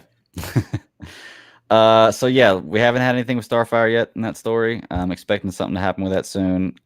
We haven't heard anything about Raven and Wonder Girl yet. I'm expecting to hear something about that. No, they did say that. Did they say that she had gone to? They mentioned them, but we didn't really get a whole lot about them. Right. That she had gone to try, and we know she's gone to try to resurrect her. That's what they're doing. So.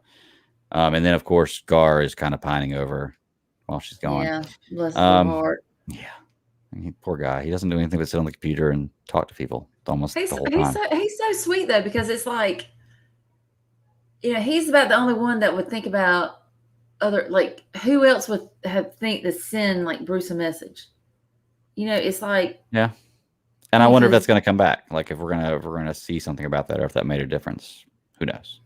I don't know. I don't know. It's kind of crazy. Like I said, if they're going to introduce another Robin, which there's nothing saying they are, it's totally my speculation about the Tim Drake thing. Then, I mean, they got to bring Batman back. You can't have another Robin without a Batman. Yeah, absolutely. But we'll see what happens. This universe goes pretty much any direction they want to. And that's the thing about it, because is any of this canon? I think everything DC is now technically like Marvel. Everything is because of a multiverse, So I think the multiverse makes everything technically canon. Yeah. But who knows? But yeah, I'm excited. We'll get weekly drops on this. We got 4 new shows to cover now, and I think me and you looked at it before. Doom Patrol is the middle of September, so I'm sure one of these shows. No, it was the 23rd, so it was more like towards the end of September. Kind of like the okay, yeah, okay. But yeah, so that'll give us plenty of time to finish a couple of these, I'm sure. I don't think a lot of these shows are very long as far as episode count goes, but we're going to cover it regardless. It's going to be a good time. I'm excited for Titans. I'm enjoying Red Hood so far. I think they've nailed the opening 3 episodes of season 3. I just hope that they can stick the fucking landing. Please stick the fucking landing. Yes, because depending on how this one rolls, I would think we want episode 4. I'm thinking this series might be 5 seasons max. That's what I'm thinking. I'm not sure. I think it really just depends on how popular it is, to be honest with you. I think if it continues to get ratings, because I know a lot of people like Cody himself from C3 didn't know about Titans, and he was like, why, HBO Max doesn't promote any things, and I had to tell him, I was it used to be a DC. It came over from DC Universe. Right, and that's what I had to explain to him. A whole lot. So now, hopefully, now it's HBO Max. Maybe they will do a lot more. Hopefully, they could do a little bit marketing, because it's really an awesome series. I mean, They need to do more marketing. They should have done more marketing for the first 2 seasons before this dropped. I didn't see much. There's that little thing called COVID out there that kind of just has put a damper on every freaking thing that it's ever touched. So, I mean, but I don't know. Maybe we'll see what will happen, because, we'll do the best we can about getting the word out there, because it really is a cool series. I mean, it's very like feature film type to me. It does. It feels, it's kind of like when you're watching like Marvel, like the Marvel series. I mean, it feels like a feature film. Right. It doesn't feel like a, weekly TV show. Especially when you watch 3 episodes in a row. Yeah. Yeah. But you remember we grew up on, it was like that felt like a TV show. A movie felt like a movie. A TV show felt like a TV show. There was a difference. And now the way they're filming these things is like, you can't tell the difference. I mean, seriously. And that alludes to what Ross is saying right there. He says the set seemed very close to the Dark Knight trilogy, Kitchen's Room, etc. He's like, so very multiverse-ish. And that's exactly right. They're all connected. But my problem is Wayne Manor, you would have a bigger kitchen. I'm sorry. He probably had multiple kitchens. Oh, you have to have multiple kitchens, You have maybe that was the kitchen junior or the second kitchen. I'm not sure. But yeah, you're right. It would or was this like the other house? This wasn't really the manor. This is like the, could have been. Yeah, very well could have been. I will say the funny thing about this being a multiverse is Stargirl is the only show that I watch in this that seems like it's set in an entirely different universe. The kind of feeling they give you with the older cars and everything else, like it seems like it's in a different universe compared to everything else, even though I know it's technically in the CW universe. It's in the same universe as Flash. Stargirl, from from what I remember, it felt fresher, because all the other DC, everything else, it seems like it's like a darker, almost kind of grittier. Because even with Titans, I mean, there's certain, the way they film it, I guess, like the lenses and stuff, it's like a darker lens. Stargirl to me is brighter. Right. I mean, that's what I've always, and maybe it's just because you've got, a younger cast, you got younger characters. It's not really, maybe because it's not Gotham, or it's not, Metropolis or Central City. They make it out the Blue Valley is like a utopia kind of. Yeah, exactly. And that's probably the, the theme, or the, whatever they're going for. So, and I guess that's why I like Stargirl so much, because it's like, even you're like having these kick-ass battles, it's like, it's still brighter. It still makes you feel a little happier. Instead of, like Gotham, that's just so like dark and dank, and just everything's like shades of gray. I mean, everything DC is dark. Yeah. That's one thing my wife points out. She's like, everything DC is so dark. Between but Suicide Squad and like all those codes. And that's what I told her. I was like, that's just the mood, that they give you. I mean, so it's a little bit different. Oh yeah. Well, I got nothing else. We touched on a little bit all 3 episodes. We're going to continue to talk about Titans as it goes. I recommend anybody who hasn't watched it yet, watch it. If you got time, check out the other seasons first, especially if you haven't seen them yet. I'd recommend it. But a rewatch would always be great. But man, I'm digging season 3 so far. Like they like really came out of the gate strong. They really came out of the gate strong. So I'm hoping they kind of keep that up because you've already seen Dick, you've already seen Starfire, you've already seen Gar, Superboy, all those. So now you got to bring in Raven and possibility of Donna.